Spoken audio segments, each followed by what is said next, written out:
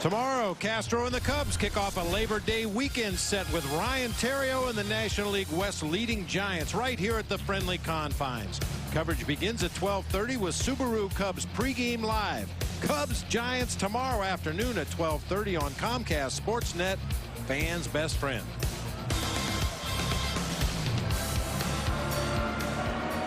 Cubs now trail by 6. Sean Markham, who went just 4 innings, left because of calf cramping. We saw him stretching that leg a little earlier. So he cannot get the win today. Hernandez with a 1-2-3 fifth. And facing Brett Jackson here in the 6th. DePaul Day here at the ballpark is Oliver Purnell, the head men's basketball coach, and Doug Bruno, the longtime women's head basketball coach and a gold medal winner. He was an assistant coach on the USA women's team. They will conduct the stretch coming up. Brought to you by Captain Morgan.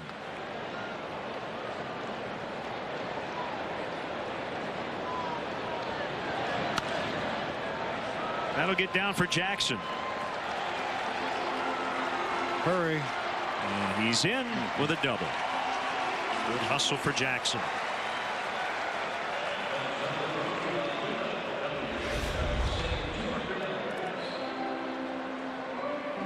Jackson just kind of serves this one out into left field. It's away from him and tailing a little bit right off the end of the bat. That time he tracked that ball all the way to contact, though. That's what Dale Swaim and James Rowson have been working with Brett Jackson. Try to track the ball deeper into the hitting zone, make more contact.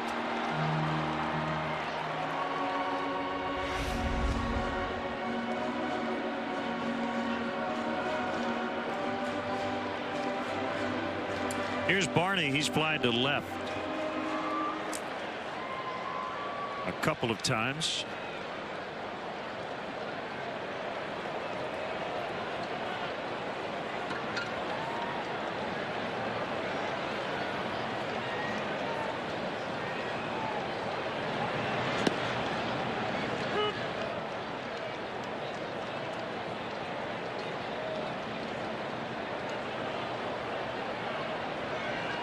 Talked about getting in on the Twitter conversation, hashtag Cubs Talk, trying to trend get Brenly on Twitter. And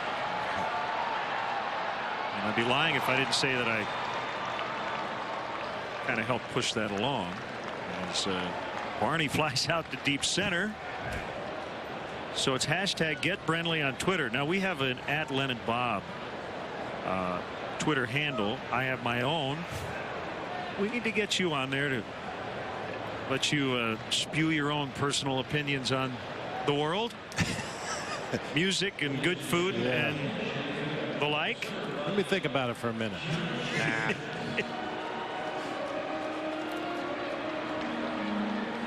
Josh Vitters will get the at bat here for Michael Bowden in the pitcher spot. Don't change his subject. Trying. I think you'd have 1 million followers in about 2 days. That's just my opinion.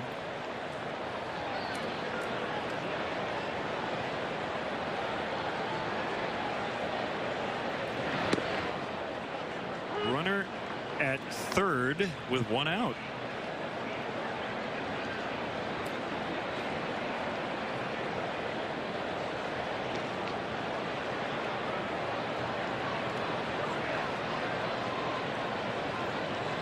Brewers playing back. And give up a run to get that second out. 1-1 to Vitters. Well, in lieu of Twitter, I'll give you a good topper story. You know. Okay, sure. Major league clubhouses. It's not uncommon for guys to bend the truth or just completely shatter the truth if it makes a good story. You know, you spend a lot of time sitting around the clubhouse waiting for something to happen. And I was playing for the Toronto Blue Jays.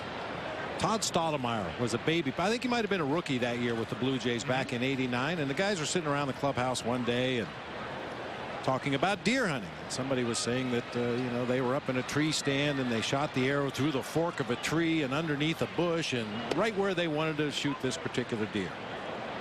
So Todd Stottlemyre, you know, playing topper, says, well, that's nothing.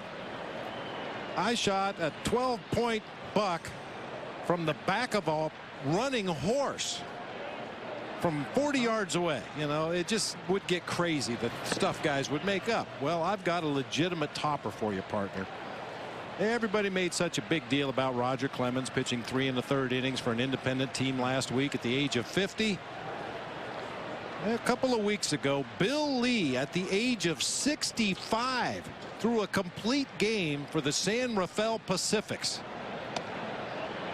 Threw 94 pitches after he had thrown 100 pitches during batting practice the day before. And the only reason he agreed to pitch in this independent league game was if they would let him hit. He didn't want to use the DH. And I'll be darned if he doesn't get a base hit and drive in a run on top of it. At 65. Wow. That's a topper story.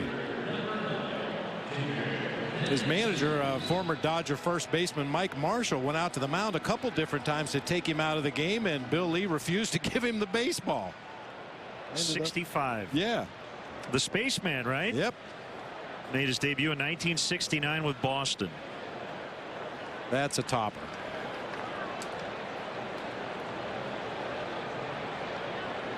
So Vitters with the walk, and now DeJesus has had a really good day at the plate.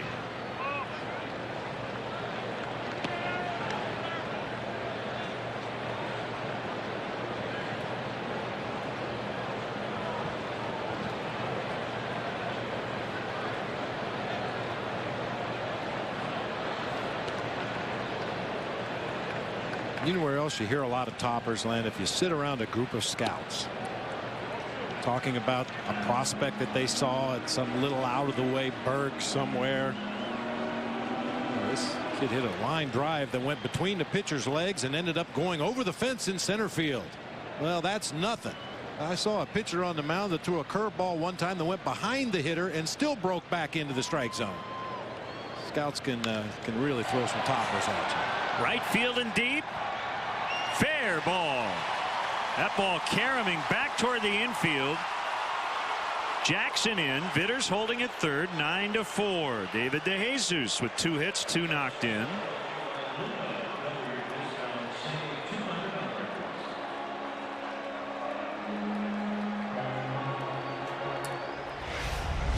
Ball was struck well. Little slider cut fastball that time from Livan Hernandez, elevated up around the belt. I just love to watch David DeJesus's eyes and his head as that bat gets into the hitting zone. He's so still, so steady, has his eyes right on that baseball almost all the way to contact.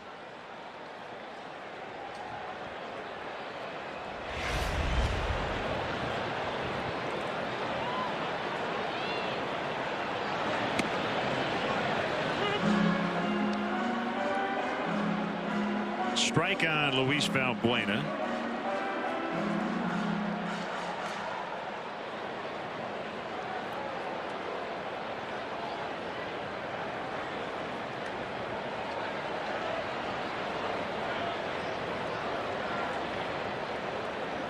Well, you know, David DeJesus made his big league debut back in 2003 with Kansas City.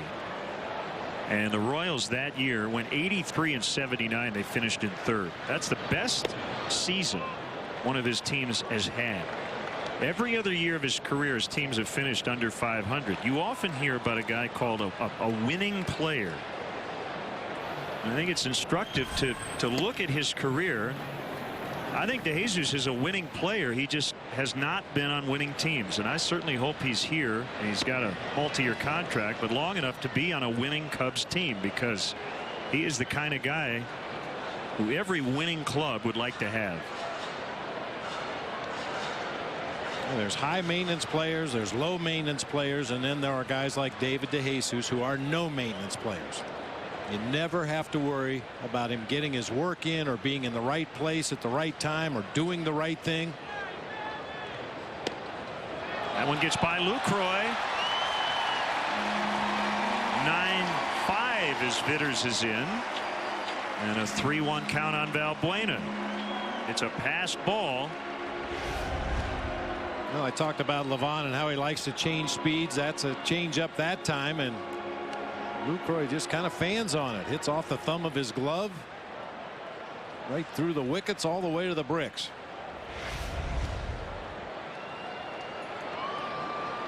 Levon's not easy to catch, even though he doesn't throw hard. Just the subtle differences in his pitches. He might throw one change up at 75. The next one might be 71. The next change up might be down in the 60s. Same thing with his fastball. From the high 70s to the mid 80s, sometimes with a little bit of movement, sometimes with a little bit of cut. Not easy to catch guys like that.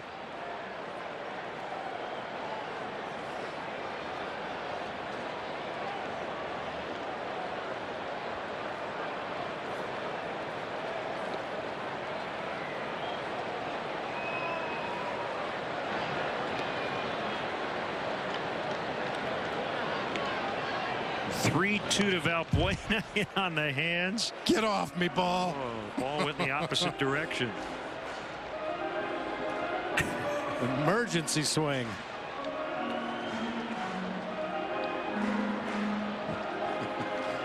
Talk about fighting off a pitch. That's a perfect example right there. Just fight it off.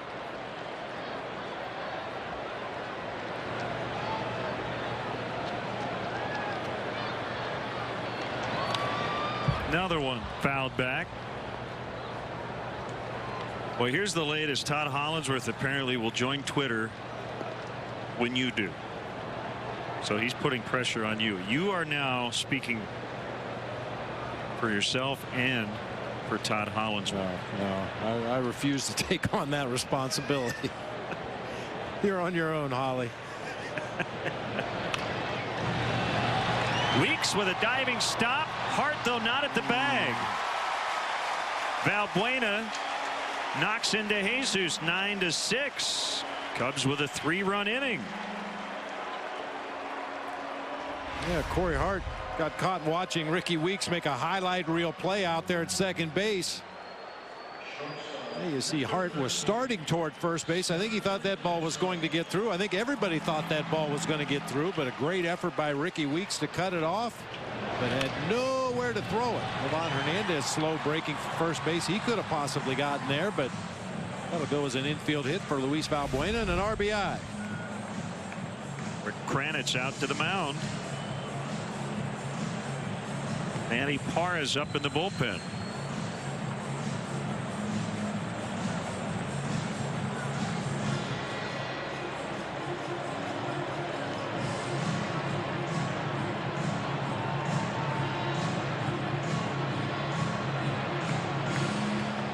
Still a long way to go. Only one out in the bottom of the 6th.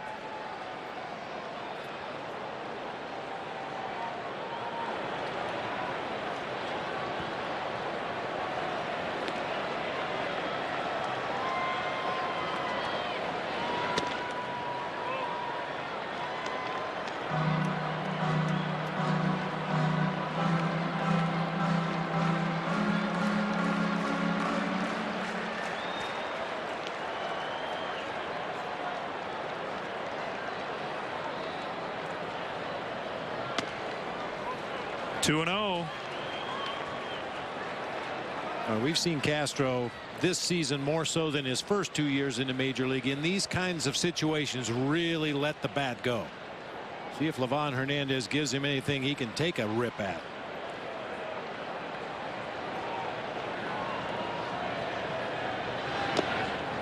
Three and 0. Awkward landing by Livan.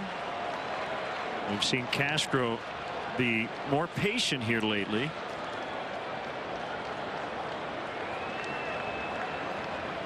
There's Rizzo on deck.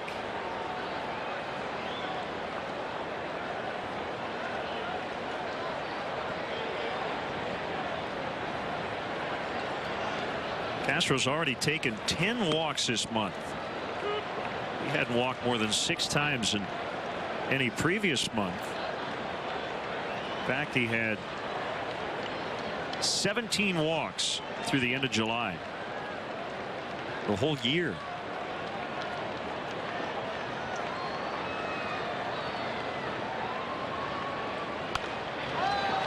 Fouled off to the right, and a 3-2 count.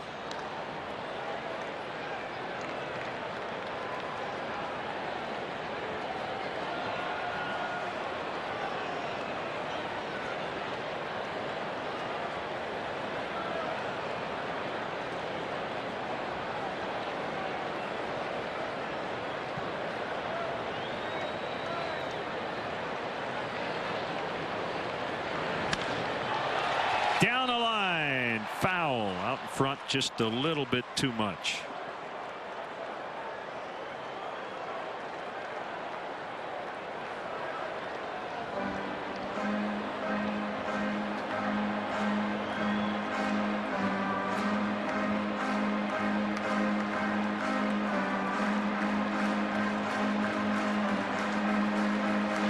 Another final. Seattle edged the Twins today 5-4 at Target Field.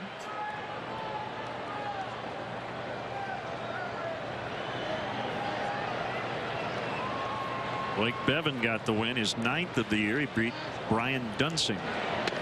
Inside, ball 4, and the tying run will come up. That will be it for Hernandez. He's going to ask for the lefty Parra.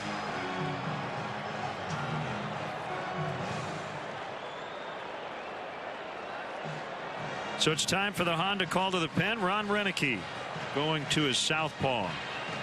9-6 Brewers. Cubs with 3 in and threatening to get more here in the 6th.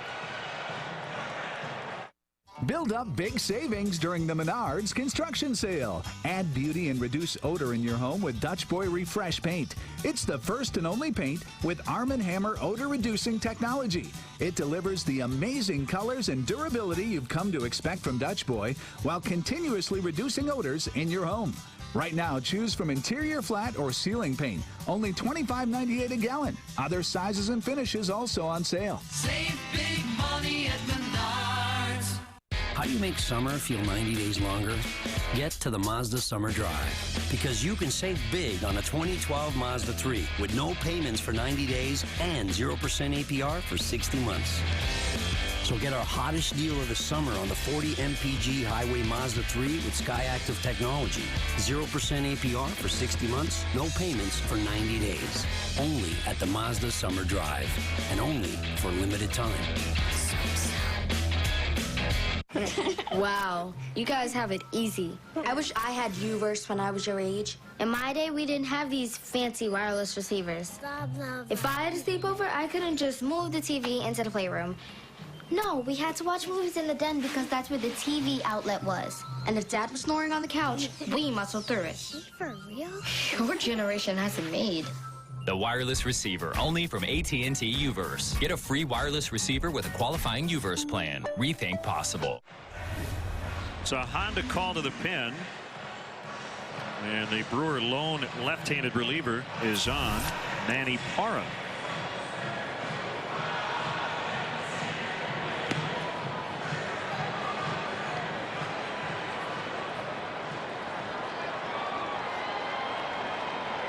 Parra with 2/3 of an inning in the ball game last night, even though he only faced one hitter, came in and got a ground ball double play off the bat of David DeJesus to get out of that 8th inning. Stretch of left-handed hitters here for the Cubs. Anthony Rizzo followed by Brian LaHare, Steve Clevenger, and Brett Jackson. So Ron Renicky choosing to fire his only left-handed bullet here in Manny Parra at this particular stage of the game.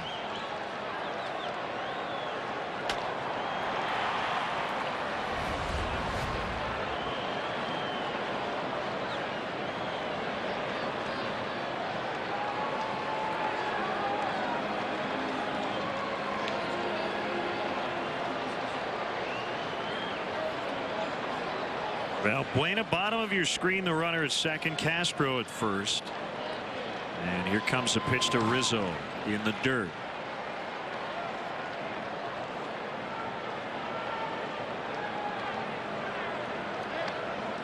I mentioned that stretch of lefties. The only thing I might have done differently here is not send Soriano up quite so quickly to hit for Brian LaHare, who's on deck right now. I don't see anybody scrambling in that Brewers bullpen, but they could conceivably stall for enough time to get a right-hander ready for Soriano. That was always a tough thing as a manager when you were going to send a guy up to pinch hit. They get their batting gloves and their helmet and get right up on the top step of the dugout. And there were a lot of times we didn't want to let the other team know that we were going to pinch hit. But it's hard to harness that enthusiasm when you let a guy know he's going to pinch hit. He wants to get up there in that on deck circle and start getting ready.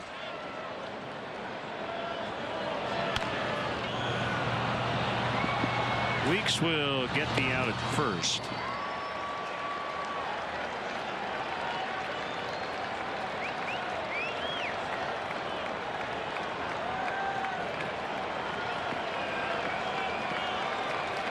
So now it's going to be Soriano with first base open and Steve Clevenger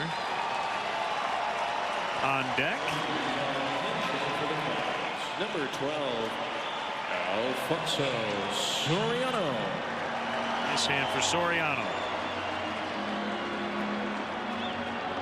Well, depending on what happens in this at bat, you could possibly see Wellington Castillo for Steve Clevenger due up next.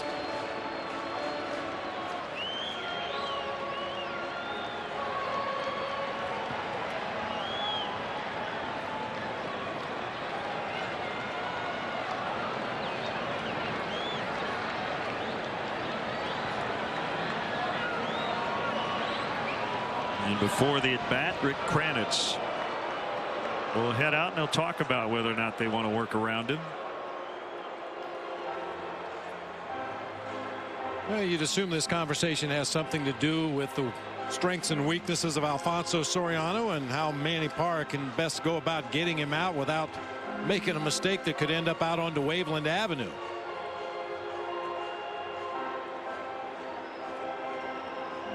I really don't think the Brewers are overly concerned if they would happen to walk Alfonso Soriano pitching around him in this situation, even though that would bring the, or rather put the tying run on base and bring the potential go-ahead run to the plate on a day at Wrigley Field with the wind blowing out. But I think they're going to pitch him very carefully in this at bat. It hasn't changed much as the day's gone along. Southwest at 10 as we got started. 1-0.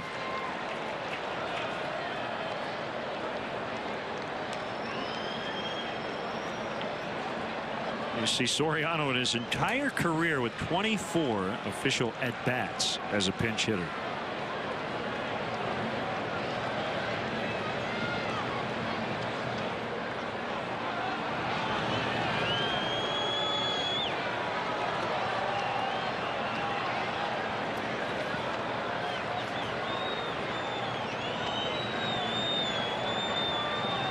There it is. 2-0.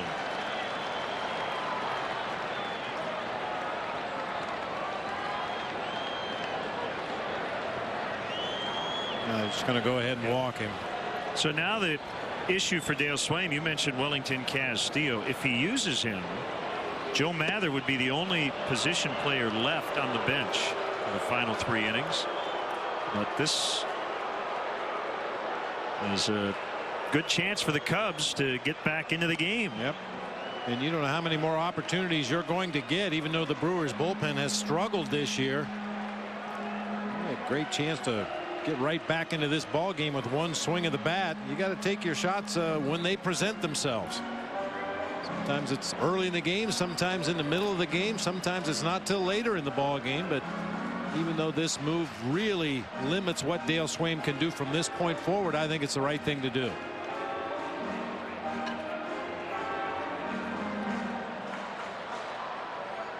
Well, the one thing the short bench does, it will force Dale to keep Soriano in the game.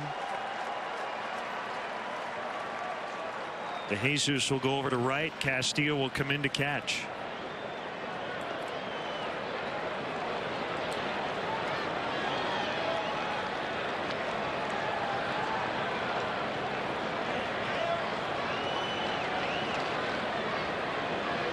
Well, we've already seen one go-ahead grand slam with a team down 3 runs. That was Lucroy. Now it's Castillo's opportunity.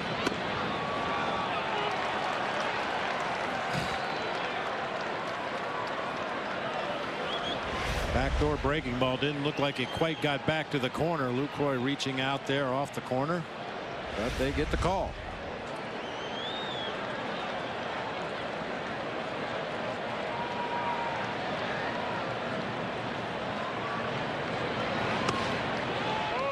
One and one.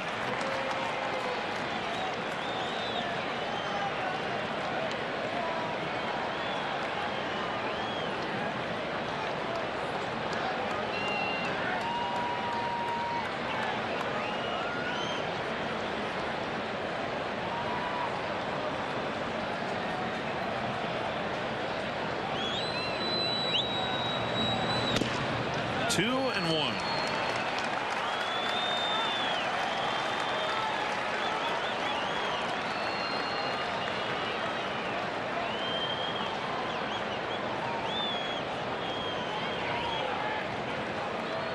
Jose Veras now up.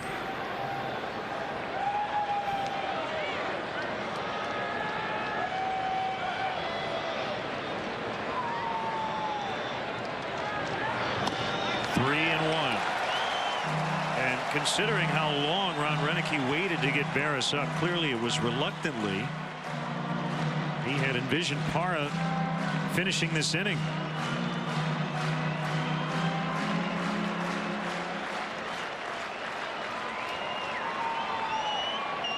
Well, one pitch, one zone, right? That's it. Whatever that home run pitch is you dream about at night. That's not it. Ball 4.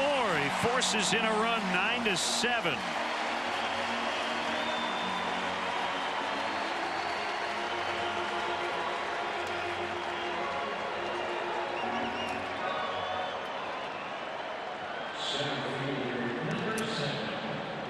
And the guy who started the inning with a double will bat again. Brett Jackson.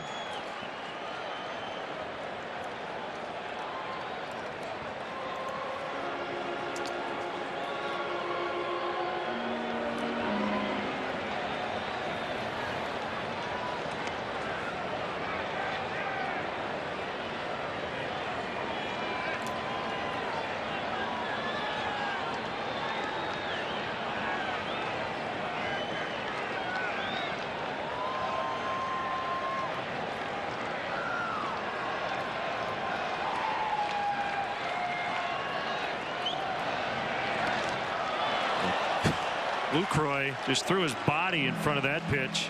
I think it hit him in the shoulder. That bounced way out in front of home plate.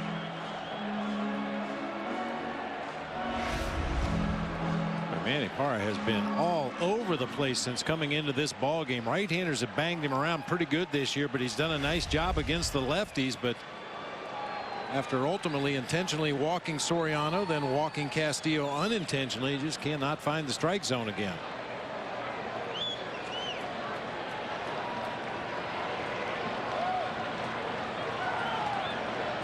Here he comes on a 1-0. Base hit left field. Castro in. Soriano right behind him. Brett Jackson has tied it up at 9. A 6-run 6th inning for the Cubs.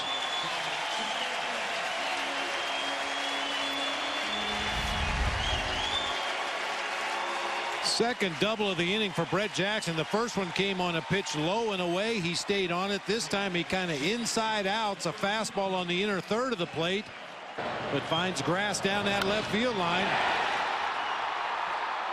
Castro will jog home. Soriano comes around from second base, and the Cubs still have 2 runners in scoring position here for Darwin Barney. And that is it for Parra, with Barney coming up, and Ron Renicky's going to make a double switch. Niger Morgan will come into the game along with Jose Veras. The Honda call to the pen, a new ball game, 9-9.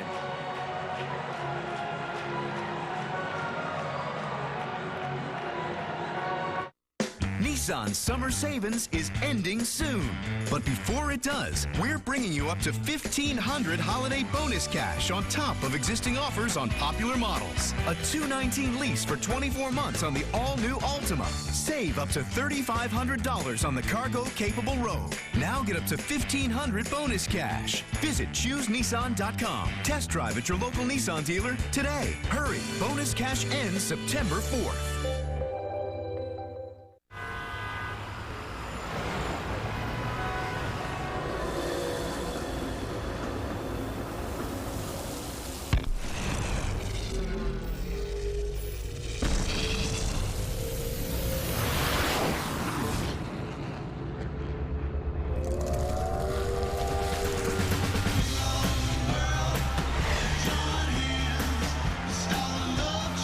Frost brewed Coors Light, the world's most refreshing beer. When these luxury import owners compared 3 crossovers, they had no idea what they were getting into. Stunned, really, that Lincoln could change my mind that much. It was a lot of fun to drive. It was exhilarating to drive. Don't you just love surprises? It's the final days of the Lincoln Discovery Drive sales event. One last chance to sign and drive off in a 2012 Lincoln MKX for $459 a month. See your Lincoln dealer today.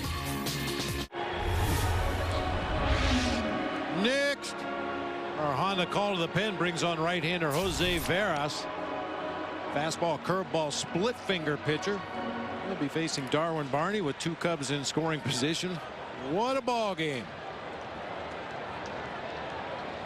Morgan into play center, and he'll hit 9th. So Gomez out. That's where the pitcher's spot is, the 6th hole. Made the last out of the top of this inning. A 6-run 6th inning. The Cubs have tied it.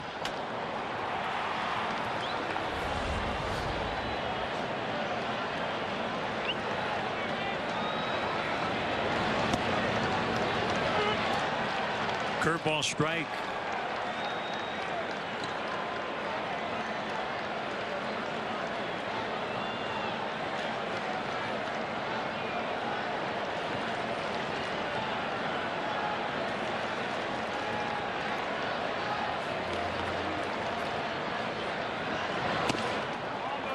Outside on a fastball. Chance to take the lead here. Cubs led 3-0 before Milwaukee scored 9 times over the course of 3 innings. Cubs coming back with 6. Blake Parker and James Russell are up. Parker recently off the disabled list.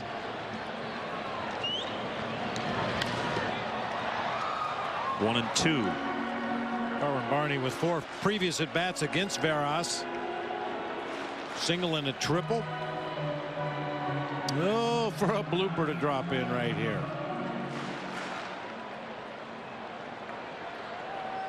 The Brewers outfield. I mean, we were talking about Aoki and Wright and how deeply he plays. Nyjer Morgan real close to the vines out there in center. Ryan Braun always plays deep in left field.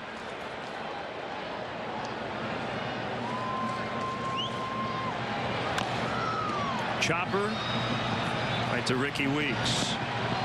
That'll end the inning, but a big one. 11 batters, 6 of them scored.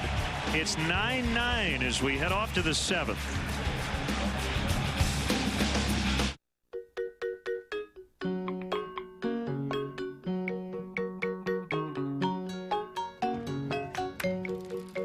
At Southwest Airlines, we're always looking for new ways to make you happy. And we know what really makes you happy are new places to fly.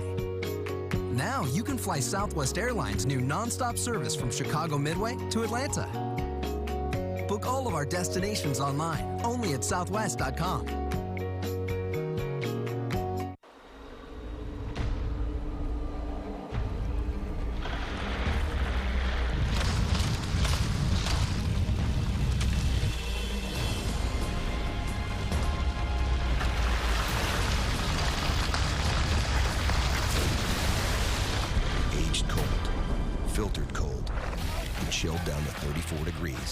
We didn't invent cold. We bottled it. Frost brewed Coors Light, the world's most refreshing beer. How do you make summer feel 90 days longer? Get to the Mazda Summer Drive, because you can save big on a 2012 Mazda 3 with no payments for 90 days and 0% APR for 60 months. So get our hottest deal of the summer on the 40 MPG Highway Mazda 3 with Skyactiv technology. 0% APR for 60 months, no payments for 90 days. Only at the Mazda Summer Drive, and only for a limited time. This Sunday is Chicago Blackhawks Day at Wrigley Field. Come watch the Cubs battle the Giants at 1:20. Fans will receive a Chicago Blackhawks pocket schedule at the gate as members of the team will be singing the 7th inning stretch. For more information and to purchase tickets, visit Cubs.com. Changes we talked about earlier. Soriano stays into play left. DeJesus now in right. And the new battery, Castillo and Parker. To see Blake Parker back on the active roster. Same injury as Matt Garza, stress reaction in his elbow. This will be his first major league appearance in basically 3 months. June 1st in San Francisco, the last time he pitched for the Cubs.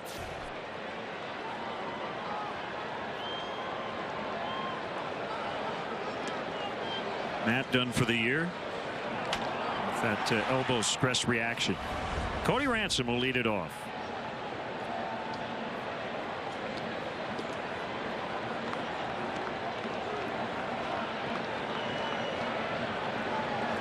Well, the Brewers bullpen gave it up. Bowden allowed 2 in 2 innings. It'll be up to both bullpens the rest of the way. 9-9.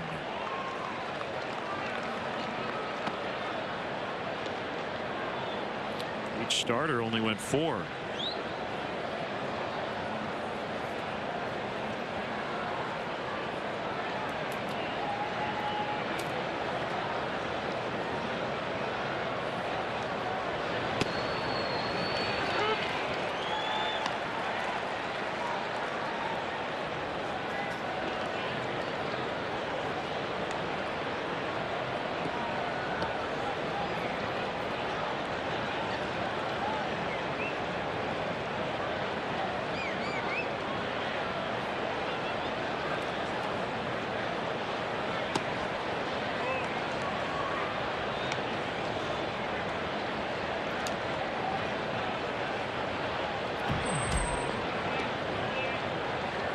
Danny Nobler, longtime baseball writer. He's now with CBSSports.com writing about Roger Clemens today. And he's going to make his second start with the Sugarland Skeeters on September 7th. And Bob, there's speculation as Ransom hits this one high and deep to center. Jackson back. It is gone. Off the batter's eye.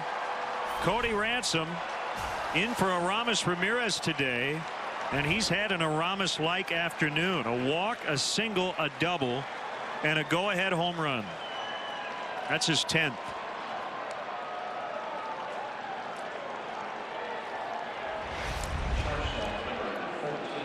Just a four-seam fastball out over the plate. If hitters have learned anything here at Wrigley Field today, it's the fact you do not the ball to do damage. That wind continues to howl straight out to center field. Just good solid contact with a little elevation.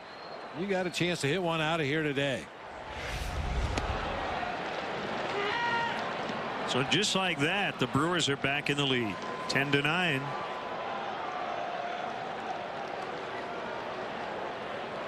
What were you saying about the Rocket? Pretty interesting. Bianchi pops it up. As Barney backpedals into shallow right. Danny Nobler writes that there is speculation around baseball that the Astros, who are going to scout Clemens on September 7th, possibly could bring him in and pitch against the Cubs on September 12th.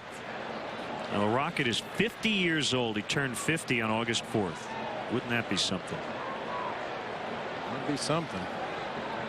We will be in Houston on September 12th.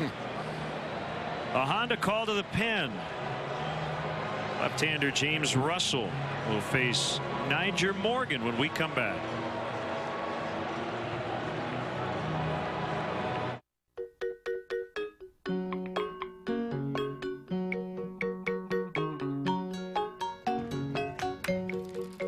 At Southwest Airlines, we're always looking for new ways to make you happy. And we know what really makes you happy are new places to fly. Now you can fly Southwest Airlines' new nonstop service from Chicago Midway to Atlanta. Book all of our destinations online, only at southwest.com. Build up big savings during the Menards construction sale. Add style to your flooring with Armstrong self-stick floor tiles. Abingdon in 3 patterns is 88 cents a square foot. Adiamo in 6 colors is 99 cents a square foot. Update your bathroom with Braun. This fan features a light and heater and is ideal for rooms up to 65 square feet, $59. Or step up to this ultra silent bath fan for rooms up to 120 square feet, $99. Save big money at Menards. Not all SUVs are created equal, and none can rival the Mazda CX-9. Advanced, versatile, powerful, stylish. We build Mazdas. What do you drive? The Mazda Summer Drive ends soon. Now get 0% APR plus 1,000 APR cash and no payments for 90 days on the Mazda CX-9. It is a Honda call to the pen, and it'll be left-hander James Russell to face Niger Morgan, who will get his first at bat. Well, James Russell for an inning last night after 4 days off. He looked a little strong to the first hitter he faced, but got his command back, ended up striking out Jonathan Lucroy. Got Gomez to fly out to left field and then struck out Gene Segura. Base is empty. Ransom led off the inning with a go-ahead home run after the Cubs tied it with 6 runs in the bottom of the 6th.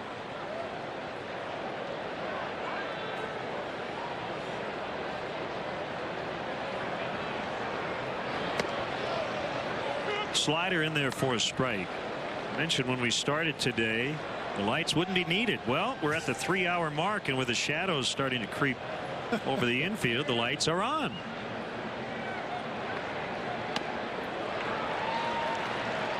One and 2. Curveball that time.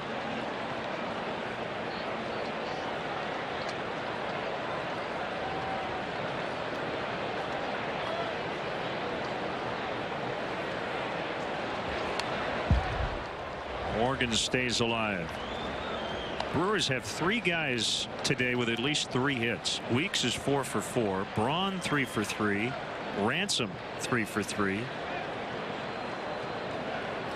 Lucroy has 2 hits, but he's knocked in 6 runs. Ground ball to Barney.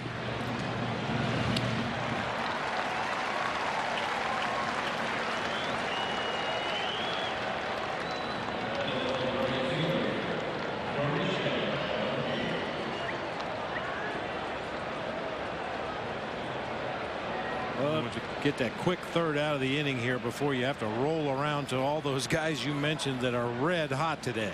Love to have them come up leading off an inning, nobody on base.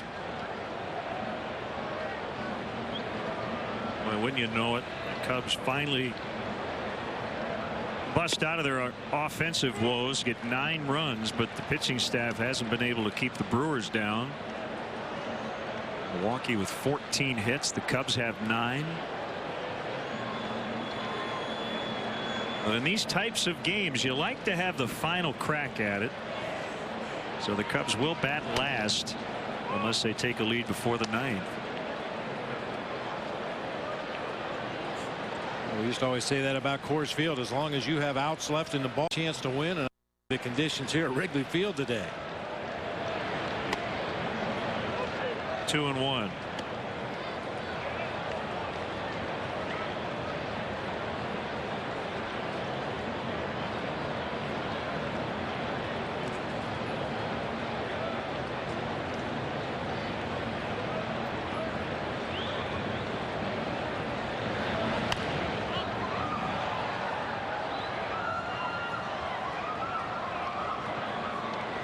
Paid crowd today 28,859. They've been treated to a slugfest. If you like offense, this is the place to be. 23 base hits, 19 runs. There's been about 9 walks in the game.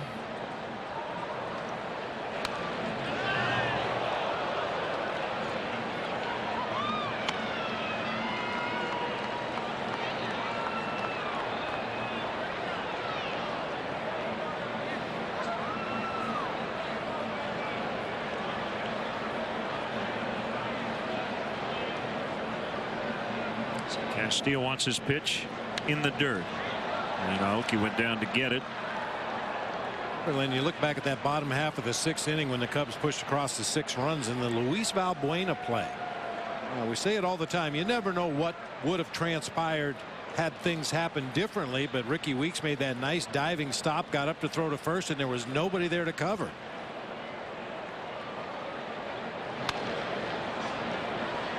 That's foul.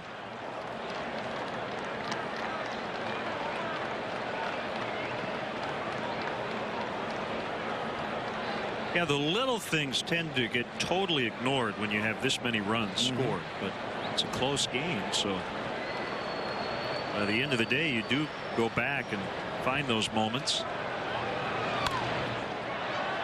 Pass ball by Jonathan Lucroy to allow a run to score on a changeup that appeared to be in the strike zone. Just didn't catch the ball. Cubs scored a run on that play.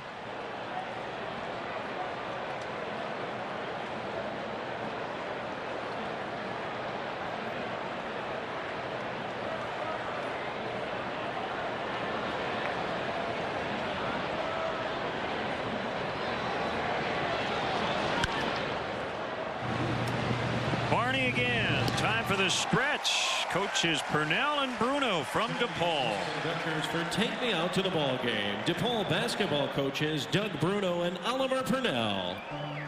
Come on, Cub fans.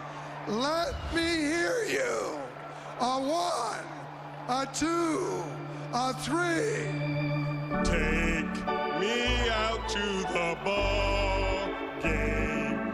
Take me out with the crowd. Buy me some peanuts and Cracker Jacks. I don't care if I ever get back. Let me root for the Cubbies. If they don't win, it's a shame. For it's a 1, 2, 3 strikes, you're out at the old ball game. Let's get some more run.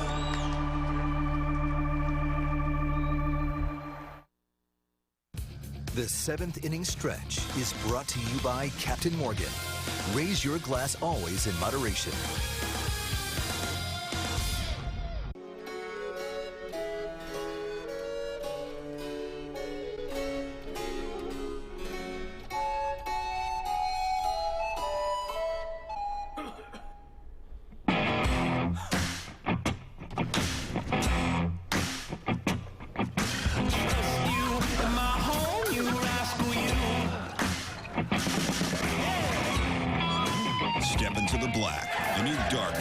Spice rum from Captain Morgan.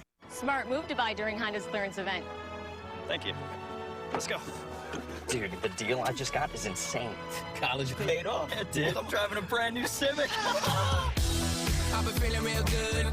Came a long way from misunderstood. Far away from the days where I wouldn't want to go home because I was afraid of the truth. See, I was scared to admit the feeling was in the back of my head. Find your own great ending at the summer clearance event, now at Honda. Voted most trusted car brand by KBB.com.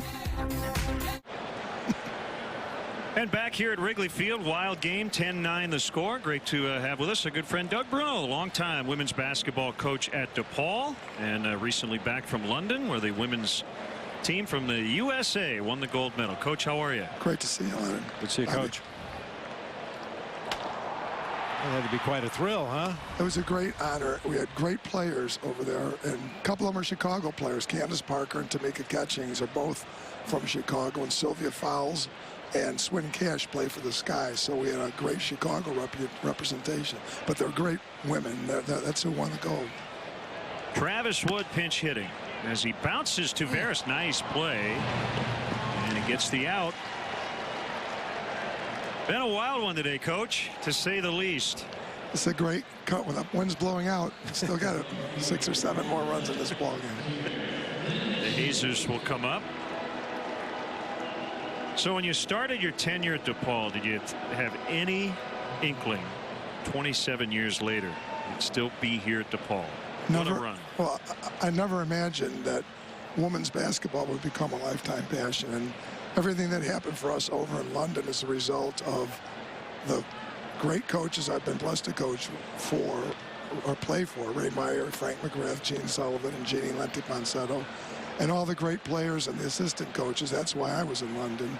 And DePaul is just a great place to go to school and a great place to work.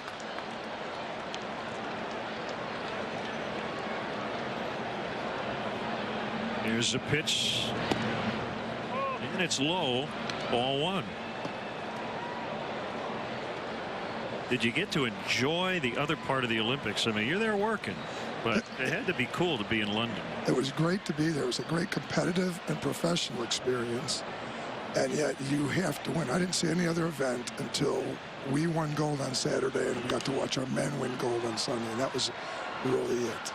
The fans, and the great event that it is great for the fans, but you have to win, and so you're pretty wound pretty tight. Gino Auriemma does a great job, and these players are great, but you still got to win.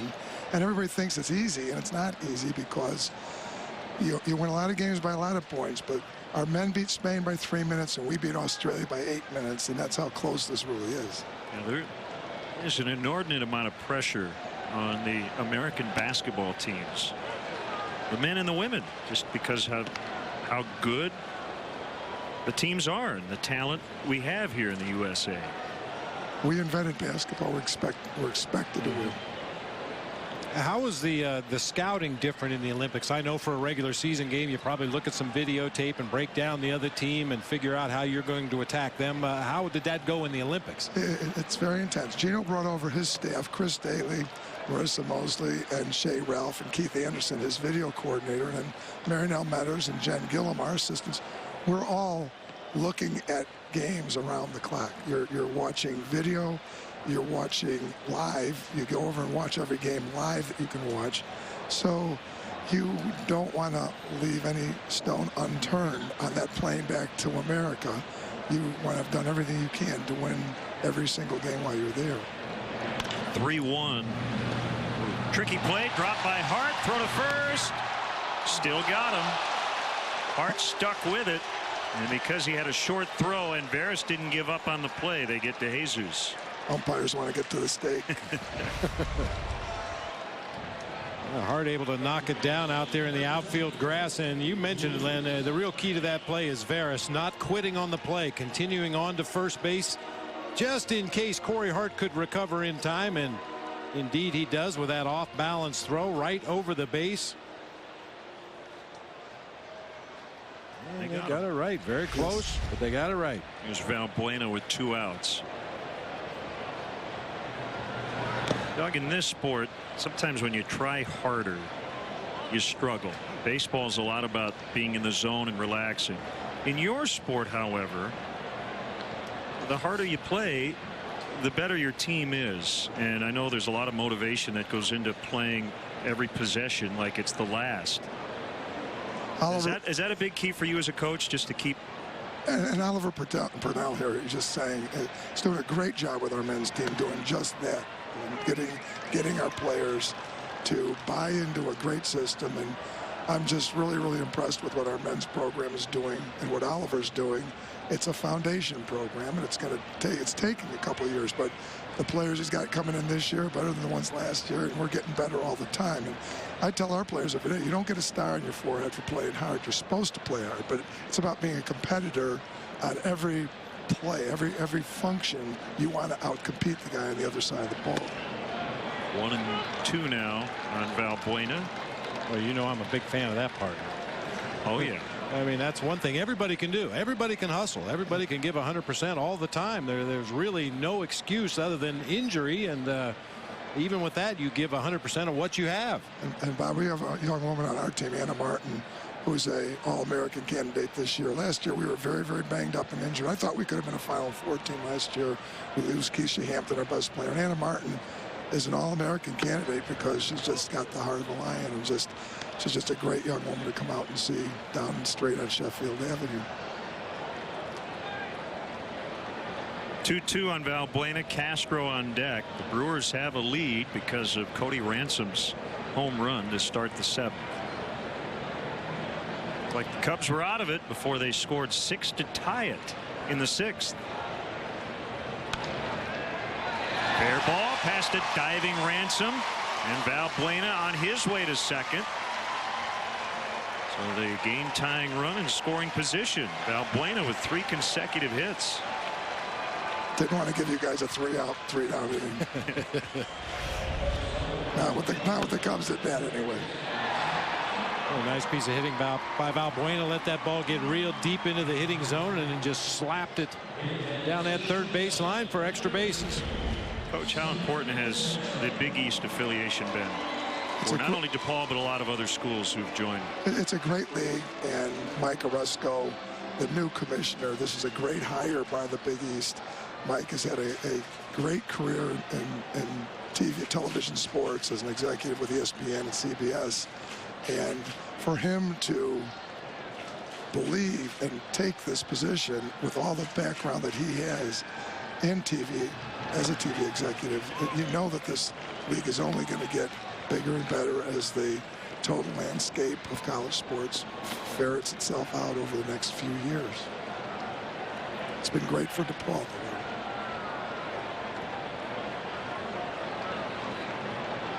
1-0 on Castro. Valbuena at second, representing the tying run. Up in the air to center. Morgan drifting back, and he's got it right in the middle of the warning track. Doug Bruno, head women's basketball coach at DePaul. Thanks to Oliver Purnell as well. Great job with the stretch. Thanks so much. Thanks, God.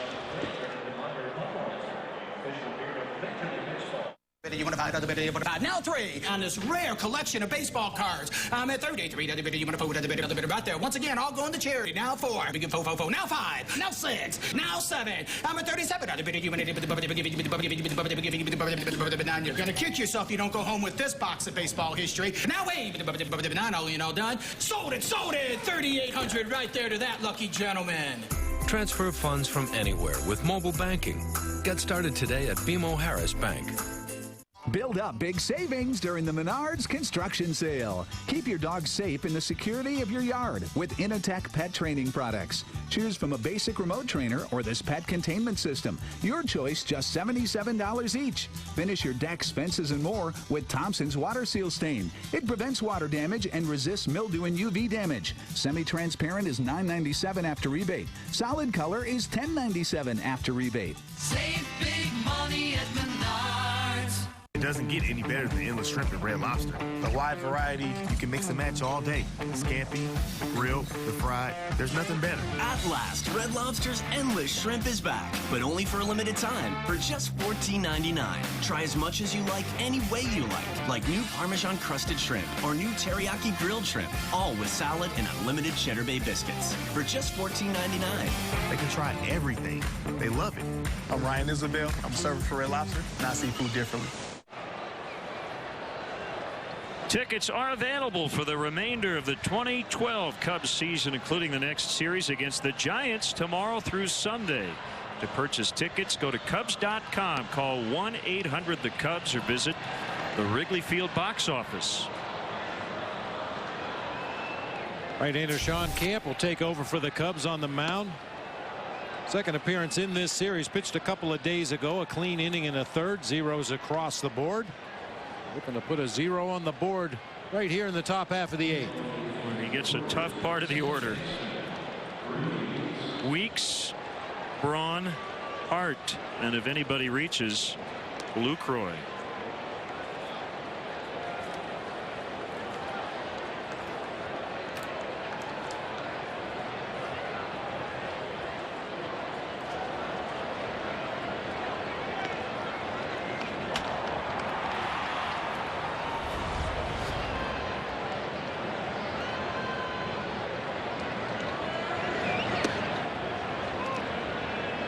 By the way, just to cap our Roger Clemens discussion, and it's just pure speculation around baseball, but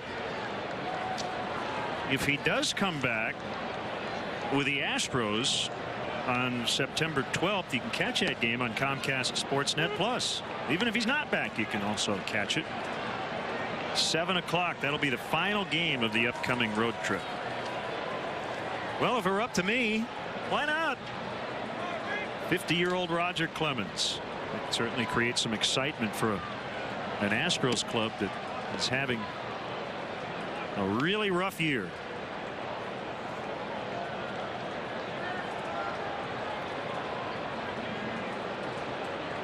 They could probably put together a team of former Astro 50-year-olds that would play better than the Astros have this season. Sinker is inside, 3-1.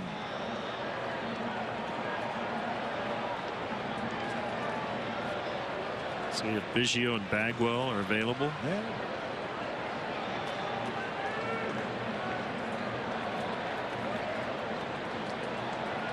Back Jose Cruz, Jimmy Wynn, Mark Bailey, and Alan Ashby behind the plate. Jim DeShays. Yeah, there you go. Now we're talking.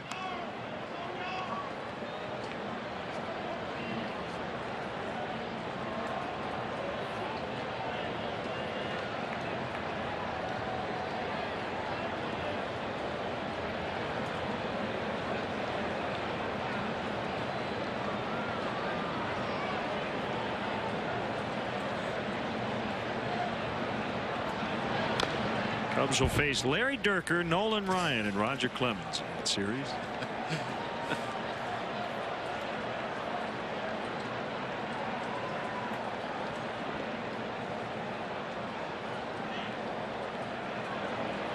Terry Poole will play right. Ought to play it at the Astrodome if they really want to make it turn back the clock series. Drilled to left. Another hit for Weeks. His 5th of the afternoon.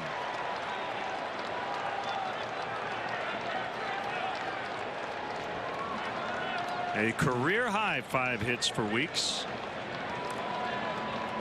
Well, when he gets into one of those zones, he hits the ball as hard as anybody in baseball. Just screaming loud line drives.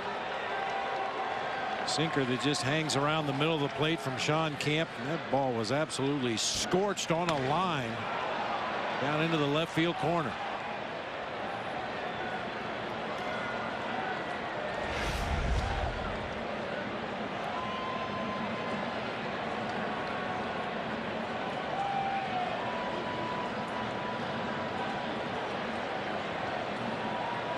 Astros will have Alan Nicely and Danny Heat coming off the bench.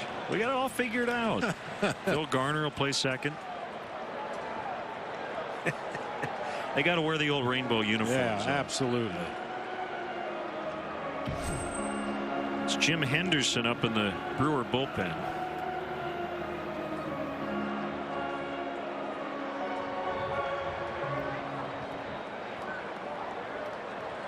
Double, single, homer, walk, stolen base, 3 runs for Ryan Braun.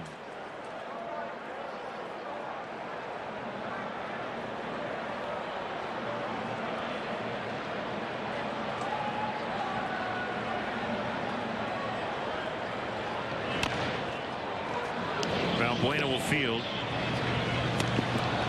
They get the out at first with Weeks holding. Of course, Milo Hamilton will still be behind the mic since he was there when Texas became a state and has been doing baseball games ever since.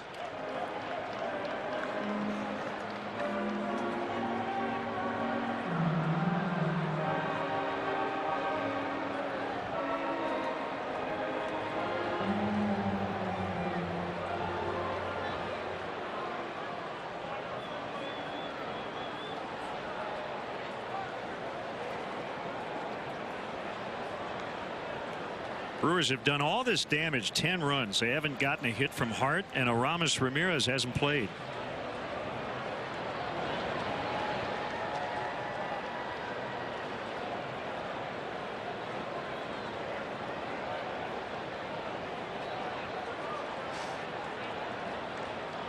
Camp with a look at the runner. Weeks. The pitch, foul tipped for a strike.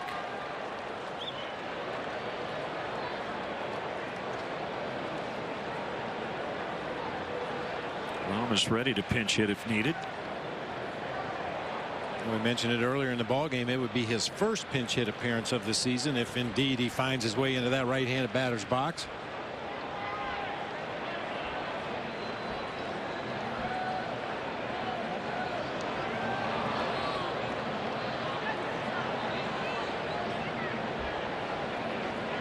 All right, Bob, I got a lot of good reasons why you should join Twitter.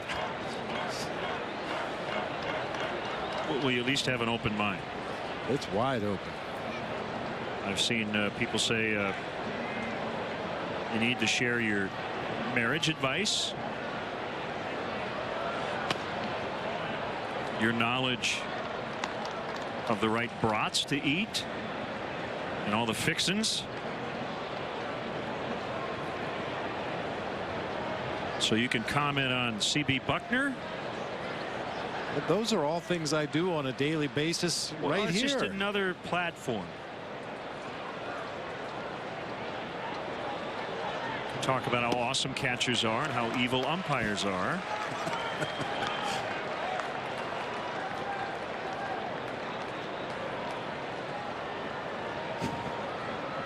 Speaking of CB Buckner, did you happen to see the ejection of Bryce Harper last night? I read about it. We talked about it last night.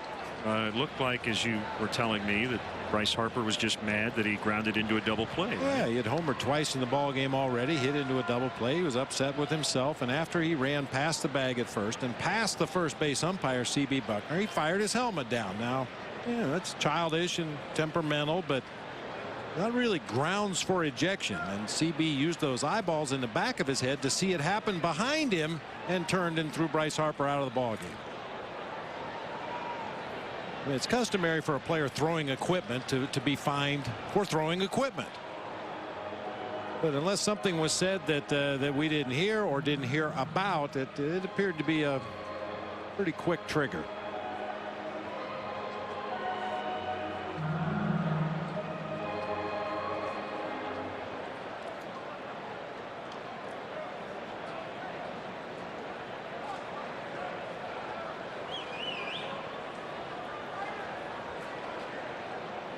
Twitter universe wants fishing advice from you on all the perfect lakes and ponds to find around the big leagues.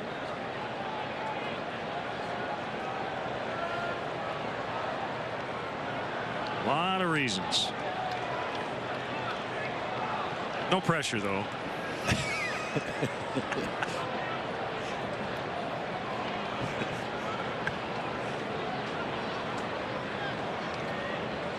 Fastball here. You see Castillo wants his pitch up above the zone. That's where it is. 2-2 now. Lucroy on deck. That punch out would be huge right here. Corey Hart strikes out quite a bit. 135 times going into play today. One more today, make it 136. That would at least give you the option of walking Jonathan Lucroy, getting that pitcher spot up there. Of course, you run the risk of seeing a Ramos Ramirez in that spot. Into center. Jackson's got to play it on a bounce. Weeks held up, so he'll only advance to third, and the throw back in. Both cutoff men can't backing it up. First and third.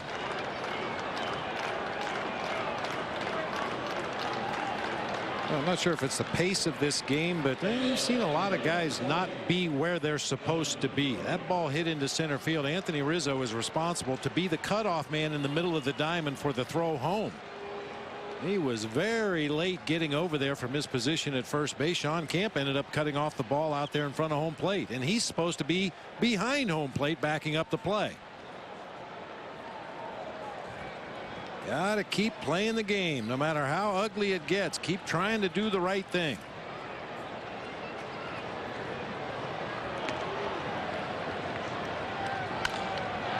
Another base hit. Weeks will score. It's 11-9. Lucroy's knocked in 7.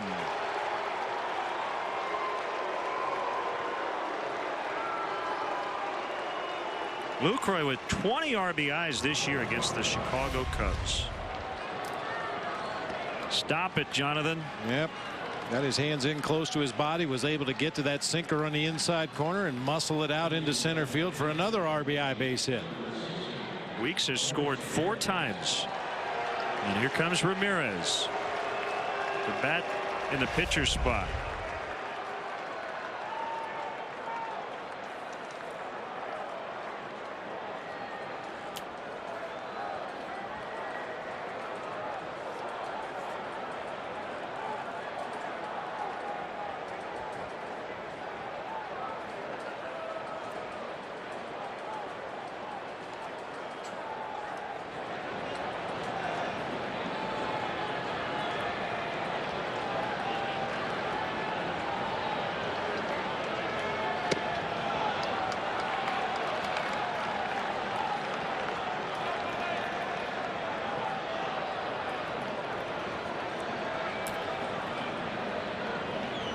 Wind continues to blow straight out.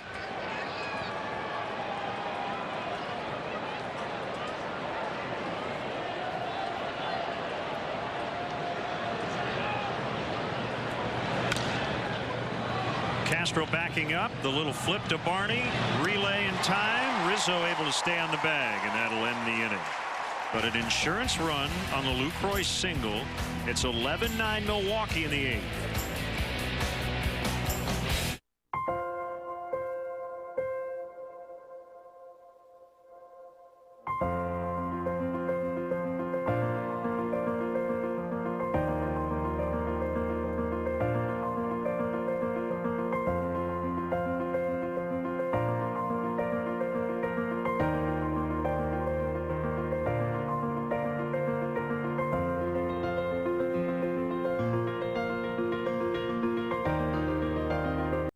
What can you experience in a seat? Inspiration. Great power. Iconic design. Exhilarating performance. He once again has created Lamar history. And once in a great while, all of the above.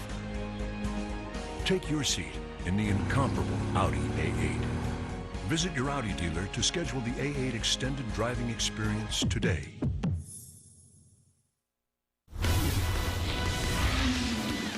Hi, I'm David Kaplan with a Sportsnet Central update. We've got highlights and reaction from Baltimore White Sox trying to salvage a series split with the O's. Don't forget, after the game, join me and Todd Hollinsworth for Cubs Postgame Live. We'll hear from Dale Swain, break down all the action. Plus, we're interactive today with Susanna Collins. Tweet your questions, comments to hashtag Cubs Talk. Now back to Len and the new Twitterer, Bob, at the Friendly Confines. Not just yet, Cap. We're working on them. 11-9, the Brewers have the lead, and right-hander Jim Henderson.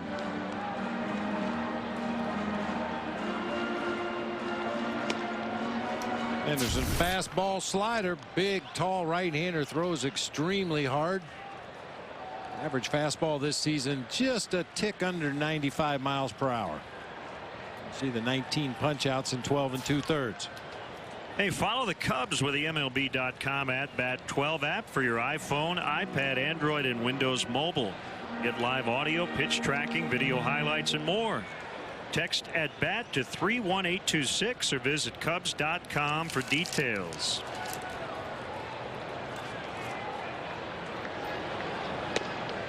A strike called on Rizzo.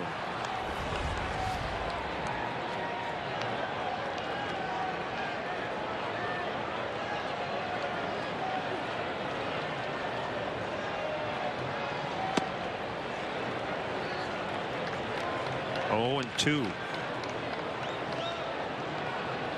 All the other matinees long finished. Everything else is tonight. Good series in Washington. Cardinals and Nationals. Jaime Garcia against former Cardinal Edwin Jackson later tonight. Aoki, and it'll be caught by Morgan. Aoki took the worst of that. He kept calling for it. Usually the center fielder will get that ball.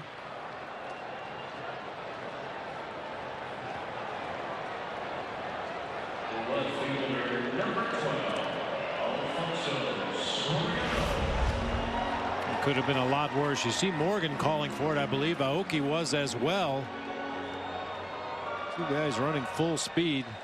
Just a glancing blow.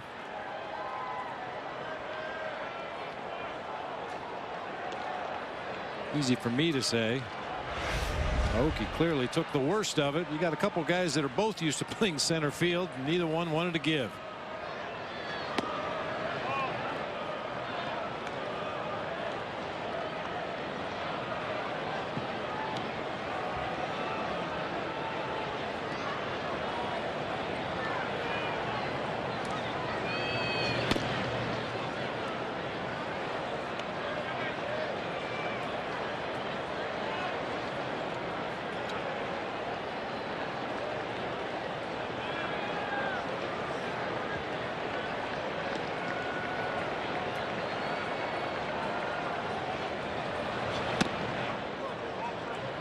On Soriano. Giants will go for the 4-game sweep tonight in Houston. How about that, Bob? They've got a night game in Houston, and they'll fly here for a 1:20 start tomorrow. Ryan Vogelsong against Jordan Lyles. Ball 4. Soriano with 2 at-bats, and they both then walks, so no official at-bats. Dodgers are hosting Arizona. Ian Kennedy and Clayton Kershaw in a good matchup.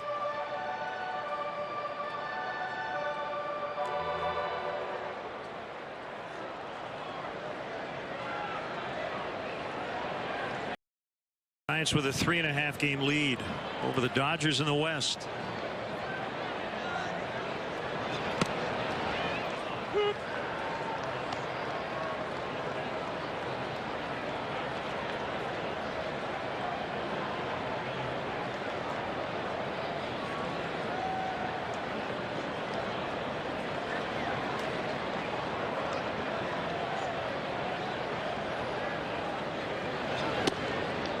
One ball, one strike on Castillo. He walked with the bases loaded as a pinch hitter in the 6th.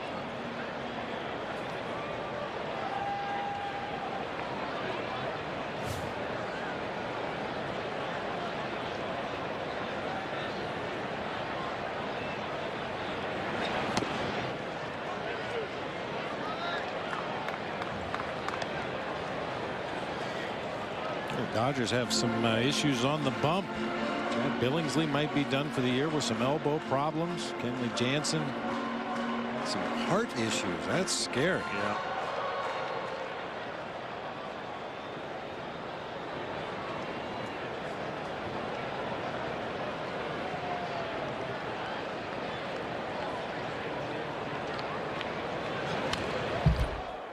There is a pejorative term in baseball for a guy who looks great in batting practice and can't do it in the game. They call those guys 5 o'clock hitters. Well, today that would be a really good thing to be a 5 o'clock hitter because it's 5 o'clock. Absolutely. Well, the history of this great game has been filled with guys that look like Hall of Famers during batting practice at 5 o'clock in the afternoon. Well, strike 3. But then the lights come on and the other team comes out of the other dugout and all of a sudden they can't make contact. Center fielder number 7, Brandon Jackson. Now Jackson, who tied the game with a 2-run double. He had 2 doubles in the 6th inning.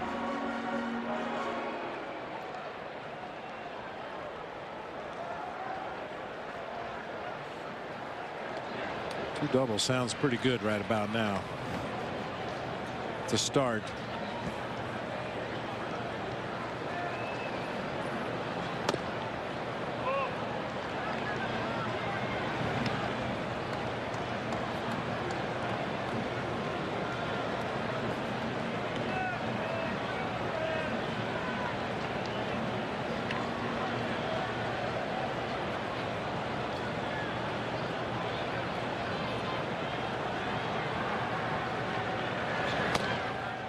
Swing and a miss.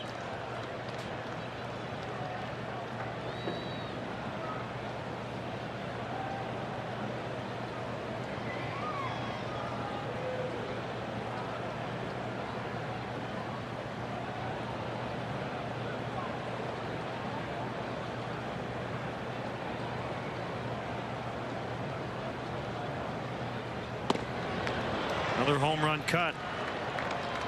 He knows the math. He's a tying run.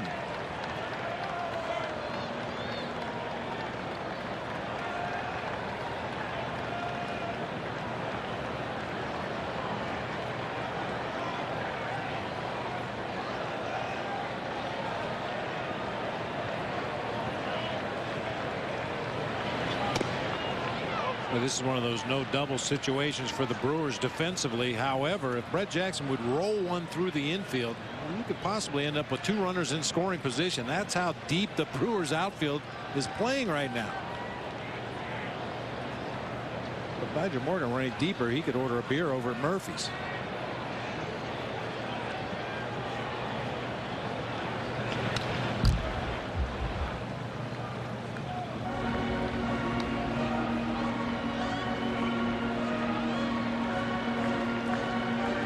Favorite things about you partners, you do have a filter, but it just kind of comes out in other ways.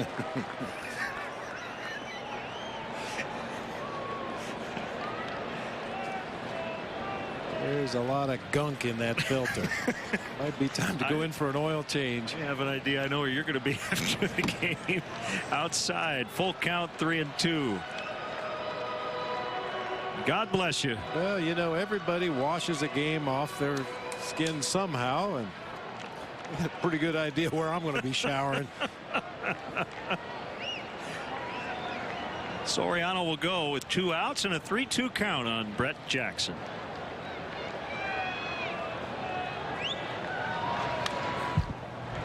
Good hack at a pitch up in the zone.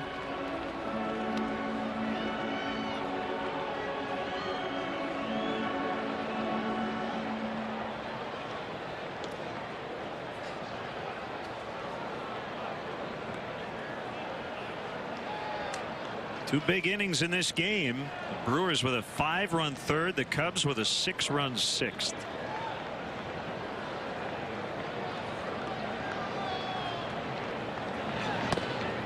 Ball 4. Jackson on for the 4th time. I'll tell you, Len, it's been good to see Brett Jackson getting some results, getting some base hits and driving the ball a little bit, but equally as important, he started to take his walks. Yes. I think that it all works together. He's got more confidence in himself now. He feels like he can wait a little bit longer to see the pitch before committing to a swing, and because of that, he's been able to take his walks.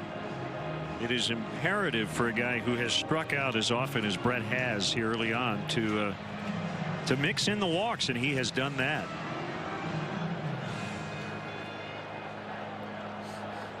And he now has an on-base percentage of .341 in spite of a .216 batting average because of those walks.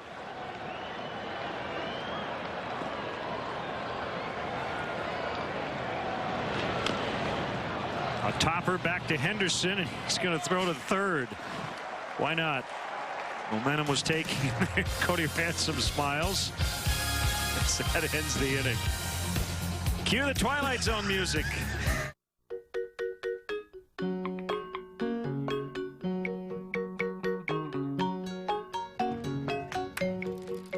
At Southwest Airlines, we're always looking for new ways to make you happy. And we know what really makes you happy are new places to fly. Now you can fly Southwest Airlines' new nonstop service from Chicago Midway to Atlanta. Book all of our destinations online, only at southwest.com. The perfect photo. Nice. Isn't always the one you plan to take. Whoa, check it out. Hey, baby goat.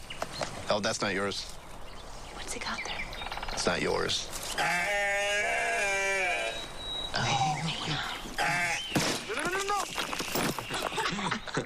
Now you can take a photo right from video, so you'll never miss the perfect shot. AT&T introduces the HTC One X, now $99.99. Rethink possible.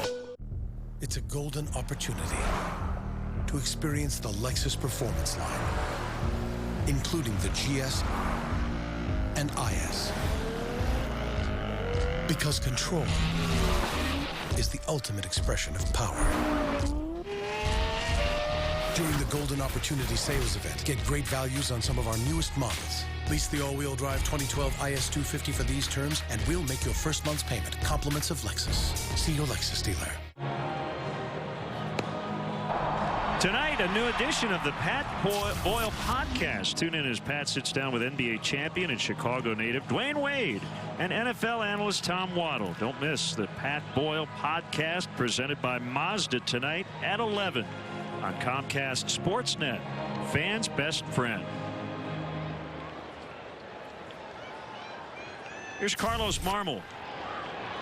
It's been a while for Carlos. He last pitched on the 24th, got a save against the Rockies. One inning, gave up one hit, struck out a batter in that ball game. I think Carlos is going to get into this game one way or another. He needed the work.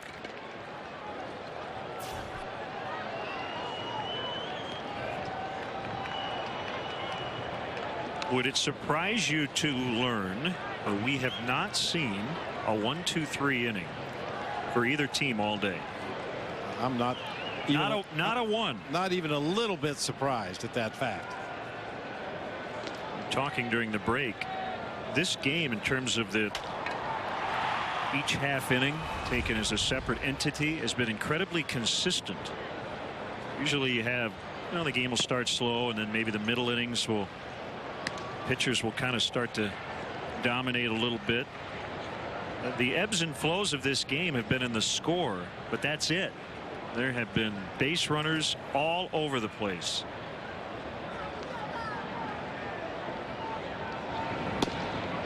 We've had pitchers for both sides that were operating under the theory that the longer they held on to the ball, the harder it was going to be for the other team to hit it. A lot of very deliberate work, a lot of deep counts. In the mishmash of my scorecard, I missed the bottom of the fifth. It was a 1-2-3. That's the only one. Oh, you're right. There it is.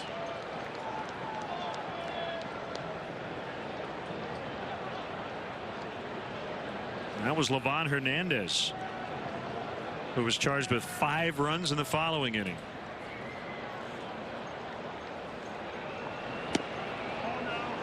Ransom with the go-ahead home run in the 7th to make it 10-9. Yeah. That's what you're going to do after the game. I know what you're going to wash it down with. That's not fair, showing pizza this late in the ball game. Ransom went. That's a strikeout, and he's out for the first time. Nasty slider from Carlos Marmol. Good to see him back out on the bump again. It's been a while for Carlos, as I mentioned. He's probably been throwing the ball as good as any time during the 2012 season over the last month.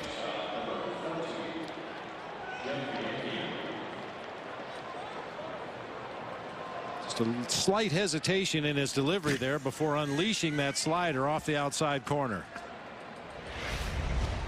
And with that out, exactly 500 big league innings.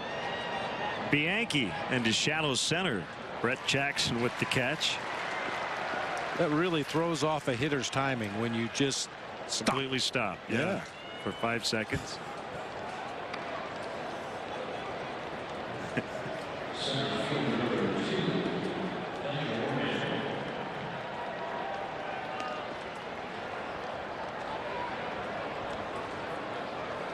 Morgan with his second at bat.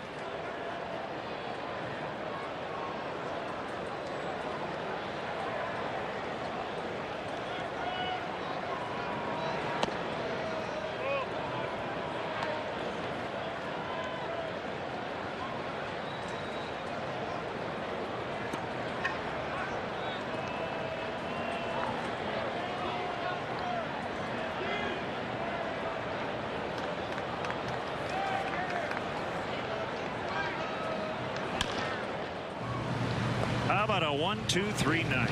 Each team with one of them in the game. Francisco Rodriguez will come on to try to get the save. 11-9 Brewers.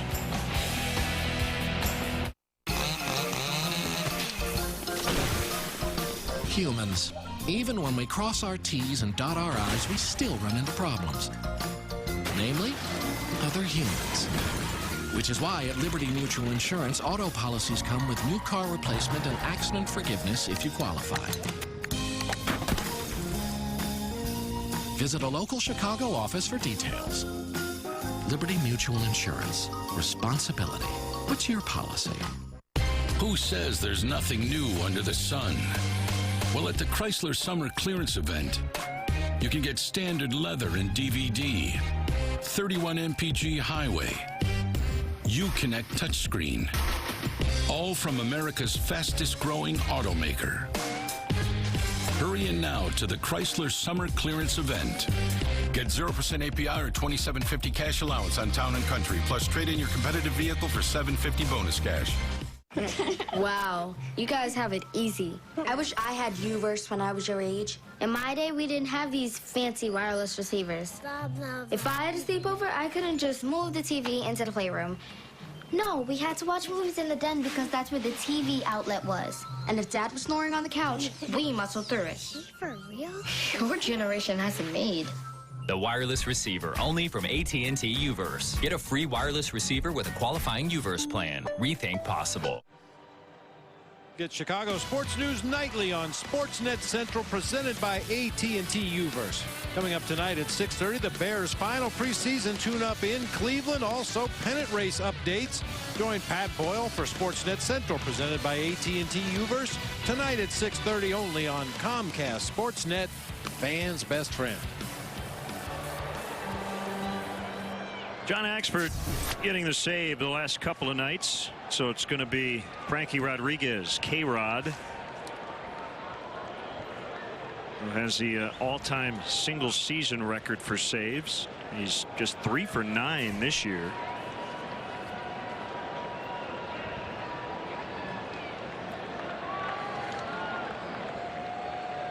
'62 saves for Rodriguez, 2008 with the Angels.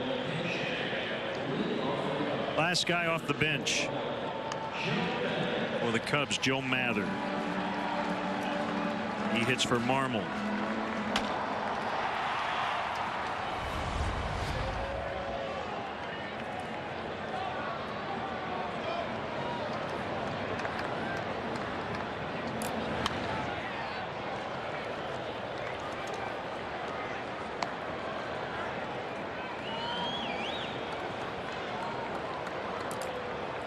Pitchers of record, Veras and Parker. Blake Parker in his first game back from the DL gave up the home run to Ransom.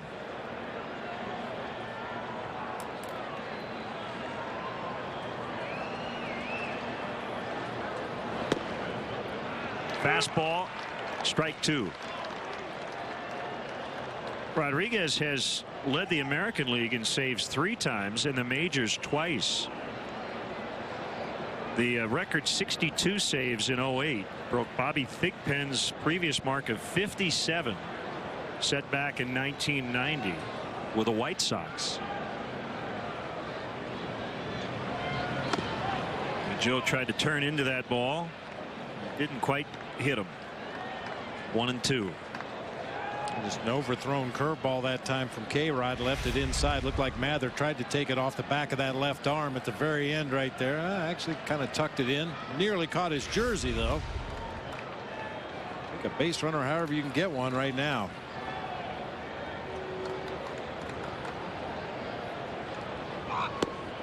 Swing and a miss, strike 3.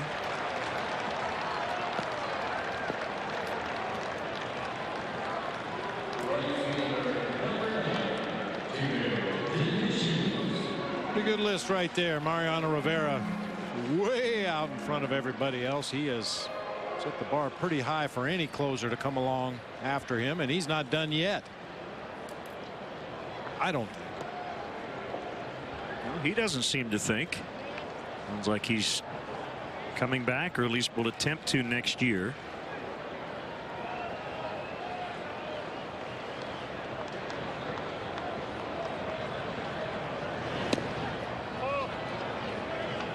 It really helps a closer. Now, I did a lot of analytical research but I figured out that it really helps a closer to be on a team that has leads late.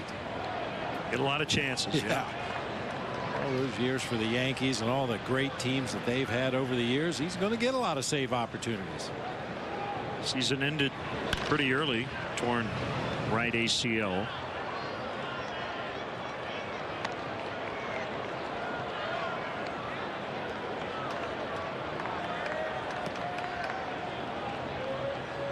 Didn't seem to bother him that much. Rivera was 5 for 6 in April with a save chances with a 2.16 ERA.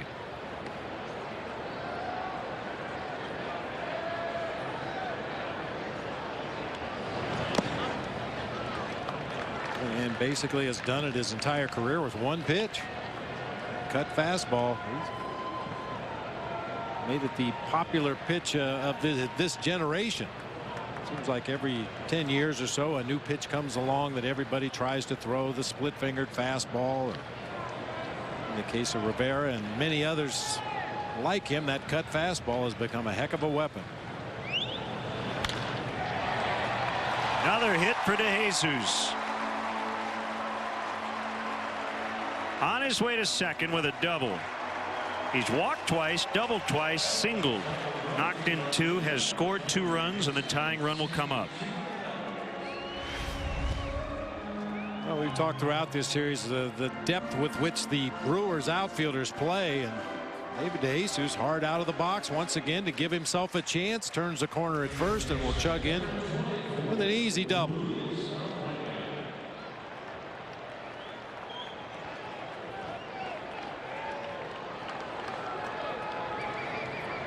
Third time DeJesus has notched 4 hits in a game this year.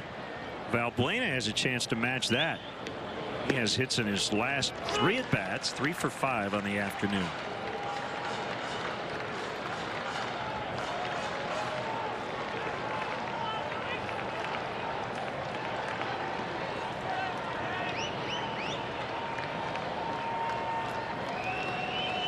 Check that. DeJesus with his 3rd hit, but has added 2 walks. And a strike called. 0-2.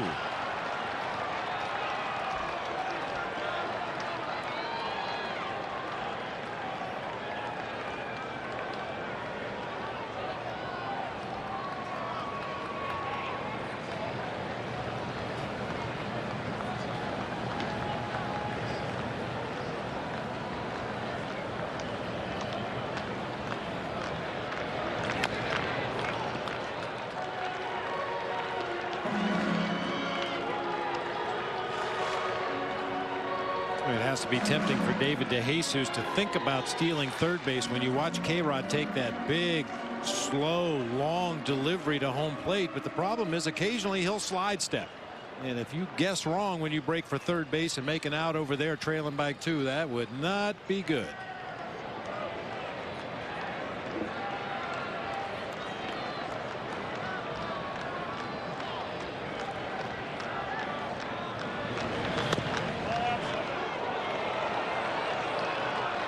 There was a slide step from K-Rod on a breaking ball just off the outside corner.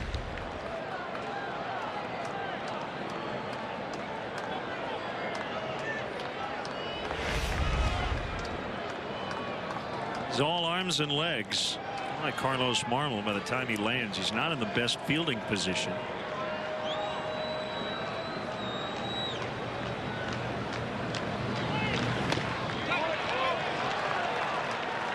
Bueno was able to check that swing 2-2.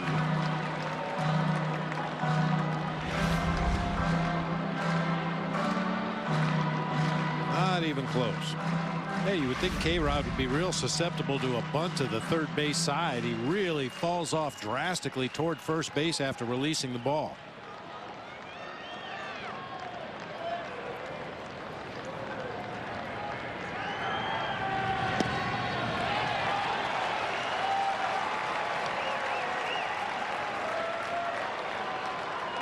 It's full.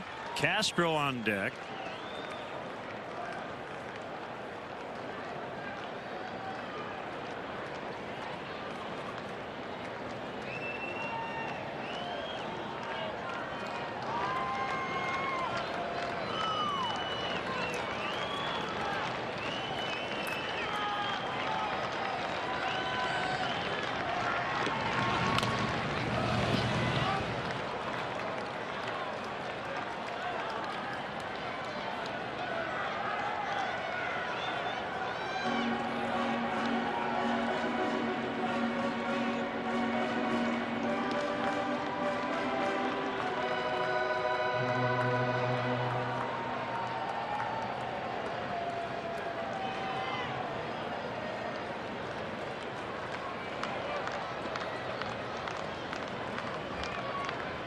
Another 3-2. He walked him.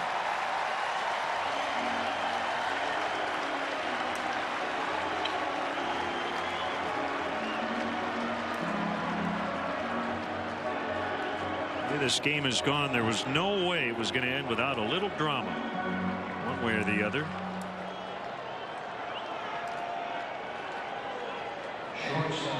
And I just think the conditions today have had an effect on the walks and the deep counts. Nobody wants to serve one up right in the middle of the plate.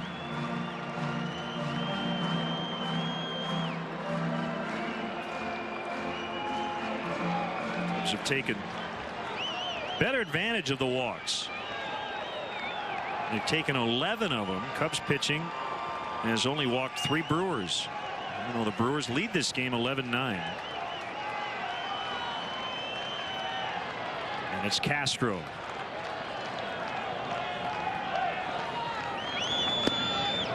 Fastball strike.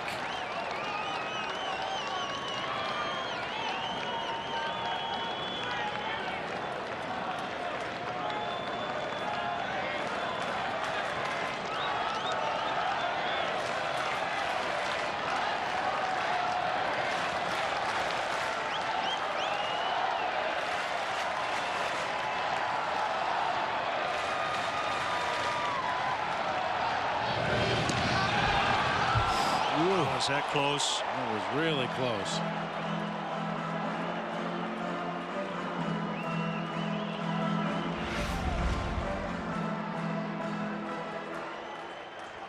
And just the fact that David got his hand on the center field side of the bag out there at second made Weeks come all the way back to the back of the base to apply the tag. I think that's the only reason he was safe. Great look from center.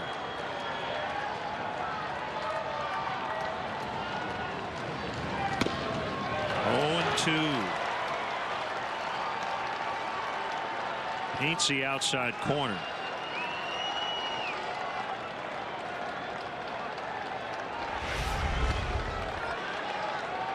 Back-to-back fastballs from K-Rod. First one caught plenty of plate. That one right on the outside corner.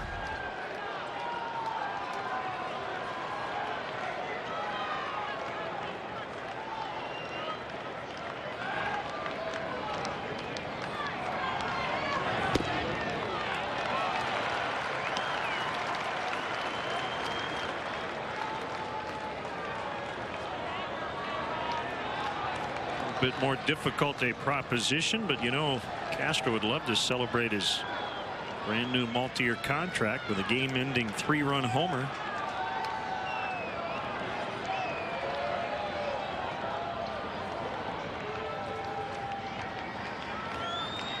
There it is, 2-2.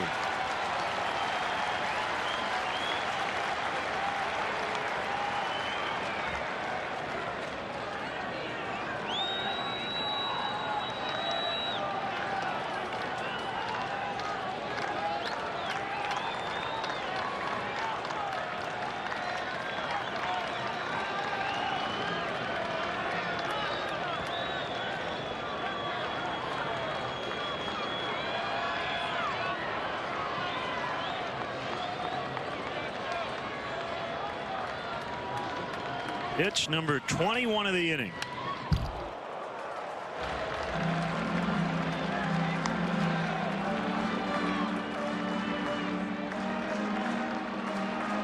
Good swing and an elevated fastball that time. You know, some of us did a lot of guessing at the plate as hitters because we weren't as good as some of the other players. But if I was up there right now, I'd guess some kind of an off-speed pitch. Starlin Castro just took a real good swing at a high four-seam fastball, fouled it straight back. I'd look for something off speed and just try to fight off a fastball if he throws one.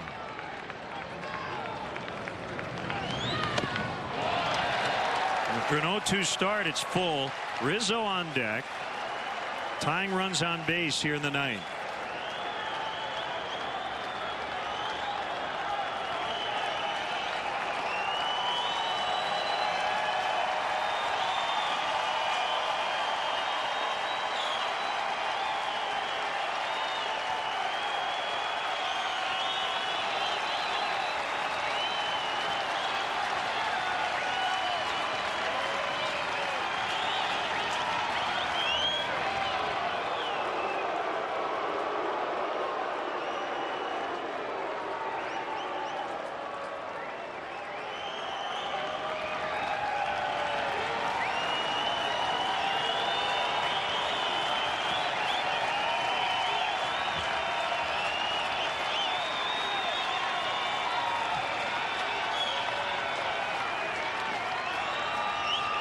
Pitch bounced up the middle, base hit.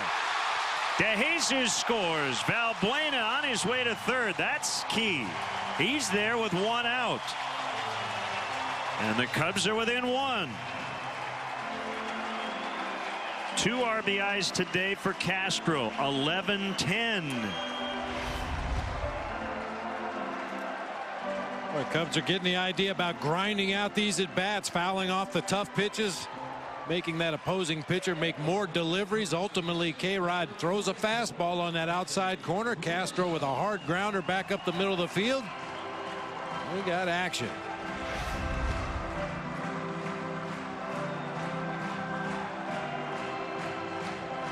Right off the bat, no pun intended, we talked about the Cubs offense.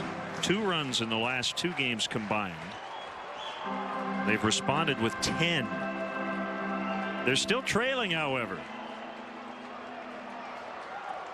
The Brewers are at double play depth. Ransom possibly could throw to the plate, but up the middle they're going to try to turn 2 to end the game. Here's a pitch to Rizzo. It's a strike.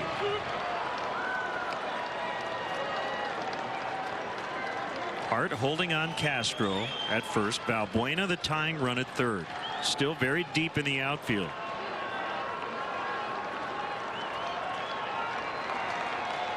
Actually, Morgan even backpedaling a little bit more. Already pinned up against the warning track. 0-1, fair ball! Valbuena's going to score. Castro on his way to third. He will be held. We are tied. And now a chance to win it. It's 11-11.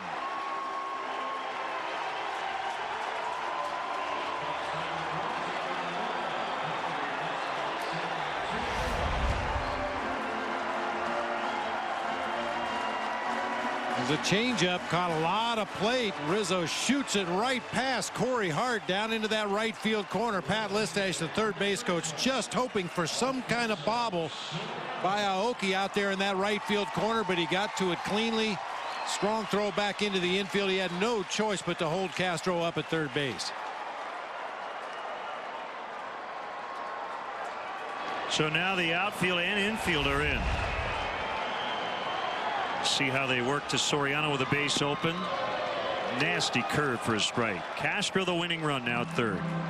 Rodriguez has blown a save.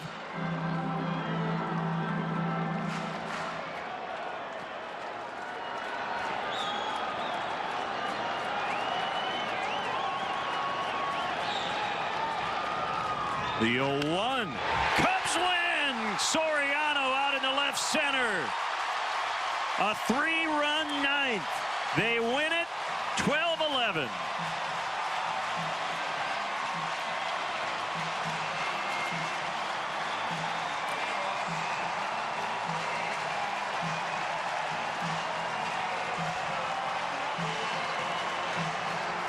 A 3-run bottom of the ninth. The Cubs overcome a couple of deficits in this one.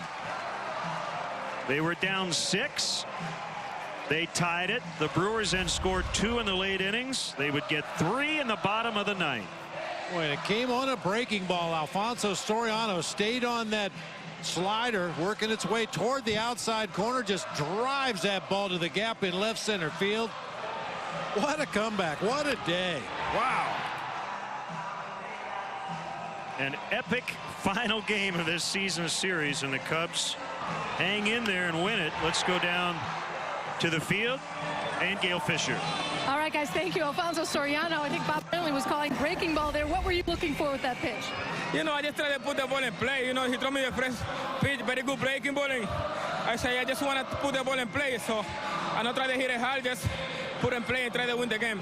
And you weren't even supposed to be playing today, but you got in there, pitch hit, stayed in the ball game. How were you able to find your rhythm without even starting this game today? You know, it's I'm not ready to play for like the first 5 innings, but after the 5th inning, I'm ready. My mind changed, and I'm going to the weight room and stretch and do the bike and try to kick my body in the game, because I know in the National League, you only not play maybe the first 6 innings, but after that, any time in the game you can play.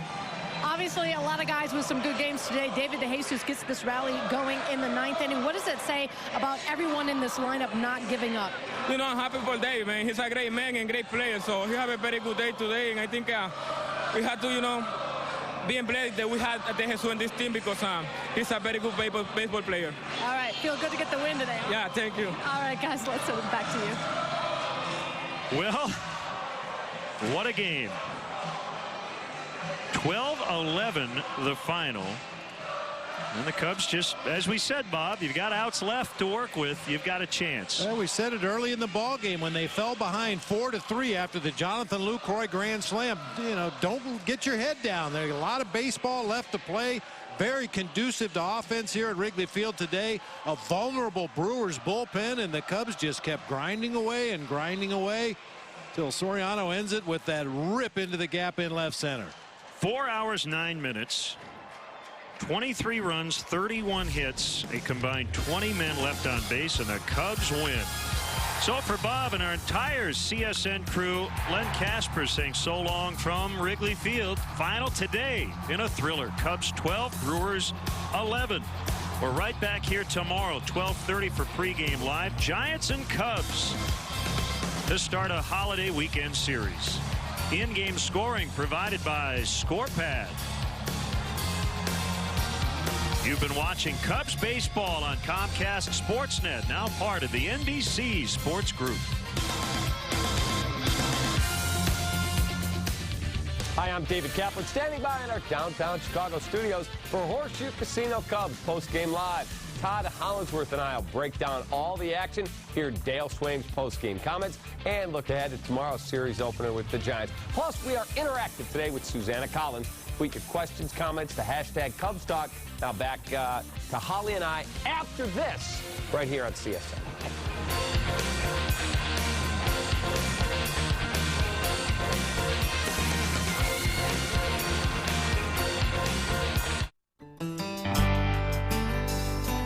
Hard work has its rewards.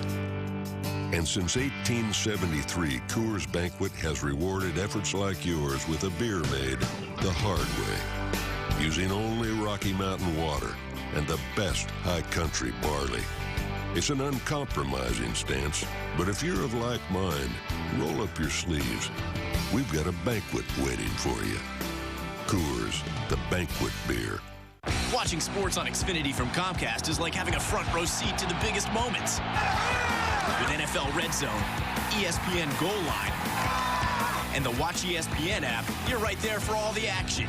This is the Xfinity Sports Experience. This is awesome. You won't get all this with satellite or UVerse. Sign up for Xfinity TV and Internet, just $79.99 a month for 6 months with a sports entertainment package included for 3 months. Xfinity, your home for the most live sports. Call 1-800-XFINITY today. Nissan's summer savings is ending soon.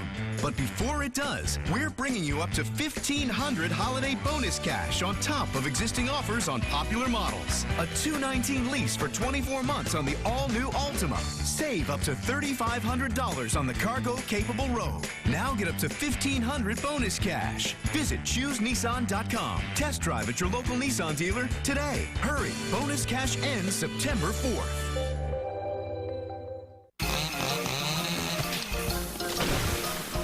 Humans. Even when we cross our T's and dot our I's, we still run into problems. Namely, other humans. Which is why at Liberty Mutual Insurance, auto policies come with new car replacement and accident forgiveness if you qualify. Visit a local Chicago office for details. Liberty Mutual Insurance. Responsibility. What's your policy? Cubs Baseball on Comcast Sportsnet is brought to you in part by Southwest Airlines. Find our fares online only at southwest.com. Nissan, get to your local Nissan dealer for special offers. Nissan, innovation that excites. Xfinity, your home for the most live sports. Menards, save big money at Menards on all your home improvement needs. Midas Total Car Care. AT&T, the nation's largest 4G network. AT&T, rethink possible.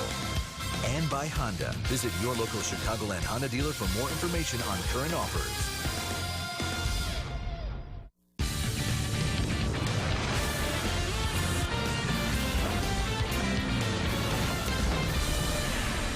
is Cubs Postgame Live, presented by Horseshoe Casino.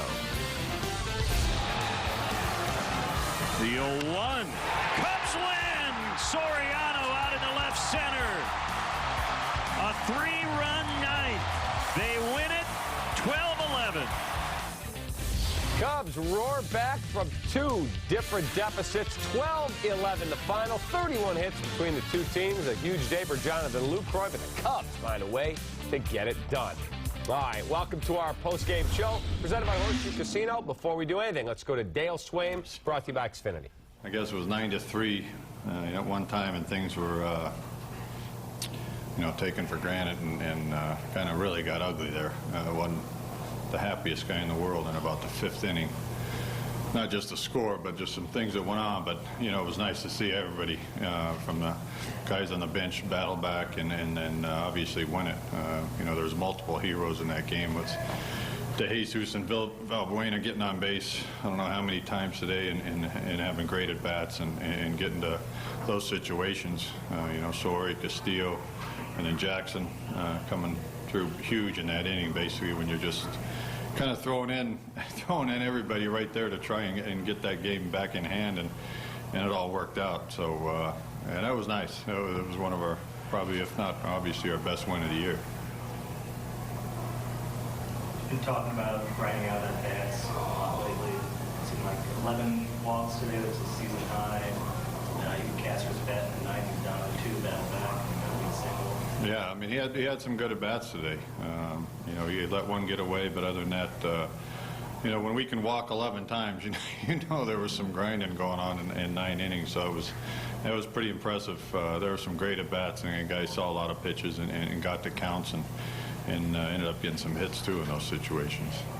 You alluded to Rainey before the game, possibly mix for rotation spot next year. Yeah, like I said, too, that those guys got to learn, how to pitch at this level, and when you've got to face the Brauns and these guys, you just don't think I'm going to throw a 3-0 pitch or I'm going to throw an 0-0 pitch and think I'm going to get away with it just right down the middle. I mean, it's got to be a quality pitch in the big leagues all the time. These guys are the best hitters in the world, so these are the things that these guys got to learn to be able to use your breaking ball, throw it for strike one, throw it for strike one if it's a 1-0 count. These are the things that we're talking about in development. Is that what you're most unhappy about?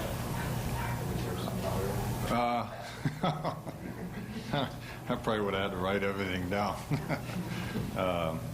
Some of the pitch selections, when people can't hit breaking balls and we're throwing them fastballs, something's breaking down there when it says right on the report and all that. These are the kind of things, taking things for granted, a routine fly ball to right field when, everybody in this country knows how hard Ricky Weeks, plays the game and how hard he runs, and we're just taking things for granted right there.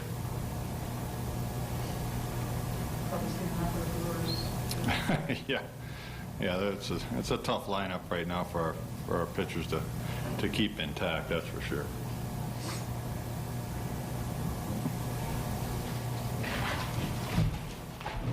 All right, there he is, a much more relieved Dale Swaim after his club averted the 4-game sweep, puts to end an 8-game losing streak to the Milwaukee Brewers, and they roar back and win it 12-11. It was as entertaining a game as we've seen this year. I'll say biggest win. You might disagree with me. You and I were just debating that. But again, think of the circumstances. The Brew Crew has absolutely manhandled the Cubs this year. This is their getaway day. This is a game in which the Cubs have lost the first 3 games of this series. You had a lead early. The Brewers start to peck away at it. Next thing you know, you're top 6. It's 9-3. You mount a rally. You get it going. Huge bottom of the 6th. You tie it.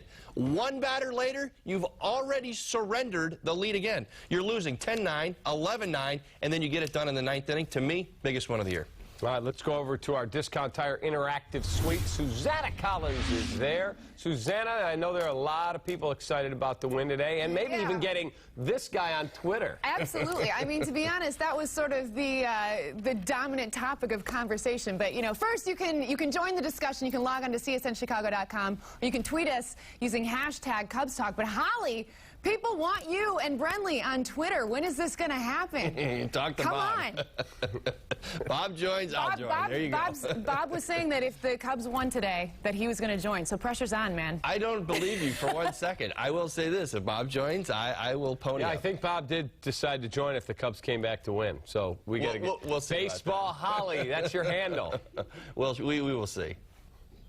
All right, again, you could jump in. Susanna's there. Go to csnchicago.com, and you can weigh in with your thoughts on Holly on Twitter. The Cubs come from behind win today. They fell behind 9-3, then made a huge comeback in the home half of the 6th inning, and it started with Brett Jackson doubling. Well, this was an opportunity. Again, I talk about that fight. He's going to go the other way. Got to applaud Cubs today for grinding out at-bats all the way through. Think about how this game played out. They got a 12-11 win today. They didn't hit a homer.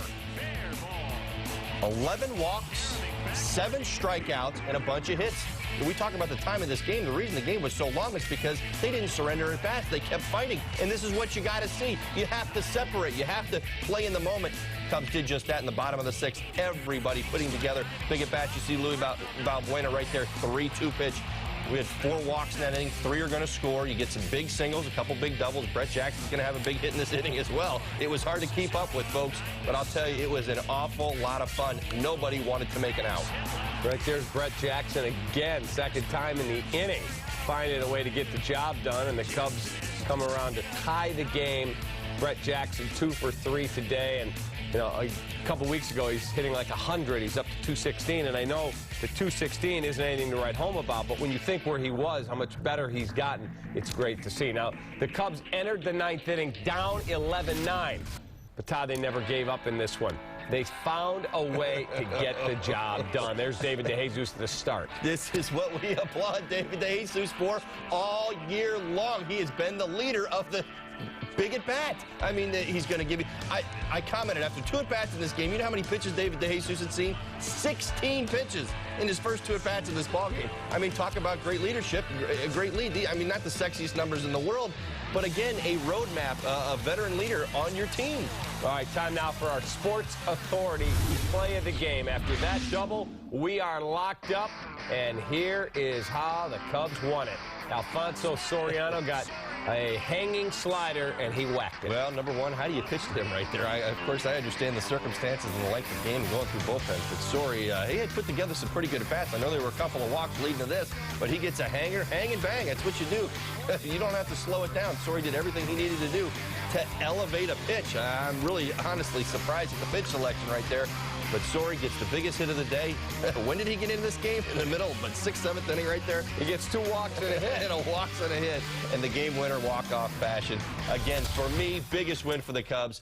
You can go back to great pitching performances. I'm sure there's some great games when they had that great run a couple months ago. But to me, under the circumstances of everything, yesterday's game, everything that's broken down in this series, where they are and what the Brewers have done, this Cubs team should feel good for a day, and hopefully it transfers over to tomorrow when the Giants come back. All right, time for a break here on Cubs Postgame Live, presented by Horseshoe Casino. We will be right back. CTL's on after this show.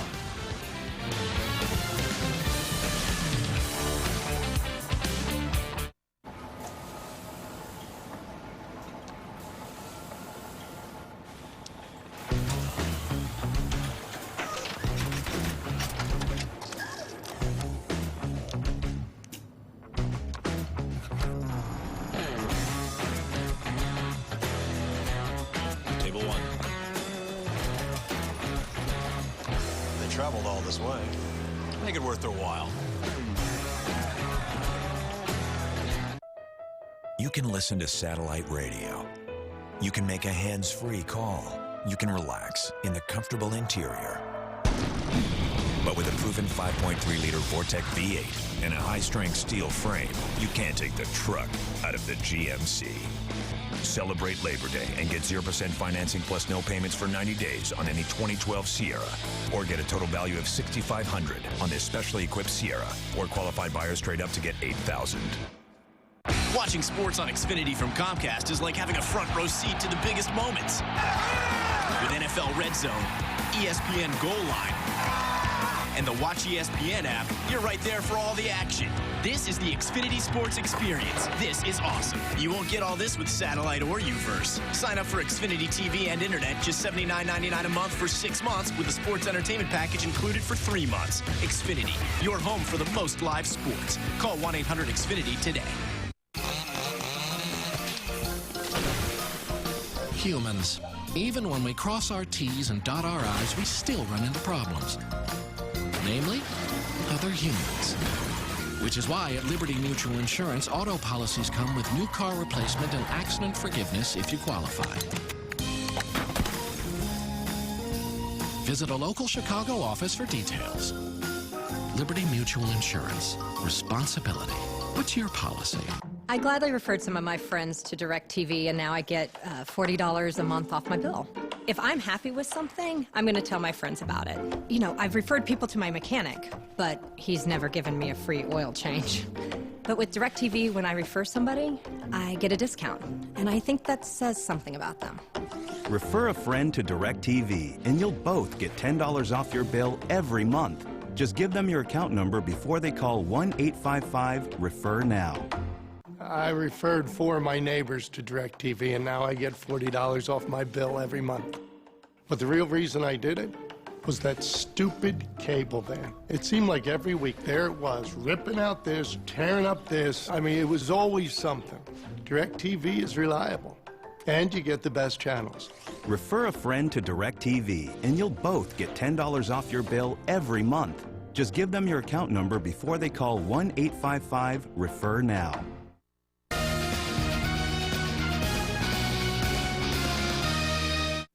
Time now for our Four Seasons heating and air conditioning. Who's hot and who's not hot? How about who's hot over the last 7 days? Pedro Alvarez, 478 with 3 bombs, 7 knocked in. Brandon Phillips, 440. And Eric Stoltz, 2-0 without an earned run and 9 Ks. Who's icy cold? There they are. Ryan Howard, $182 and 10 Ks. Drew Stubbs, $107. 15 Ks. And Josh Johnson, who's the best the Marlins have, 0-1 with an 18.00 ERA. Time now for our UPS store. Taking care of business play, and that goes to Anthony Rizzo. He got this game square in the ninth, got the head of the bat out on it, drove it down the right field. Man, changeup right there. He had a couple hits on changeups today. Hopefully he's starting to feel better about his swing. A little bit more contact in this ball game. I know a lot of balls have been on the ground, and he's still kind of feeling his way through his swing right now, but a big hit in a big spot, and that's what you talk about. Big guys do that, Cap. All right, time now for the Subway winning box score, and it belongs to the Cubs. A lot of numbers at the top. David DeJesus, somebody's key performer today. 3 for 4, scored 3, knocked in 2, a couple of walks as well. Got to take it when I get it. Louis Valbuena, 3 for 5 with a walk. Starlin, 2 for 5. Rizzo, 2 for 6, and 2 for 3. Good day for Brett Jackson. 2 runs scored, 2 RBIs. All right, we're coming right back to wrap up Horseshoe Casino Cubs post-game live. Look ahead at tomorrow's series opener with the Giants. Get interactive with Susanna one more time, and then it's CTL.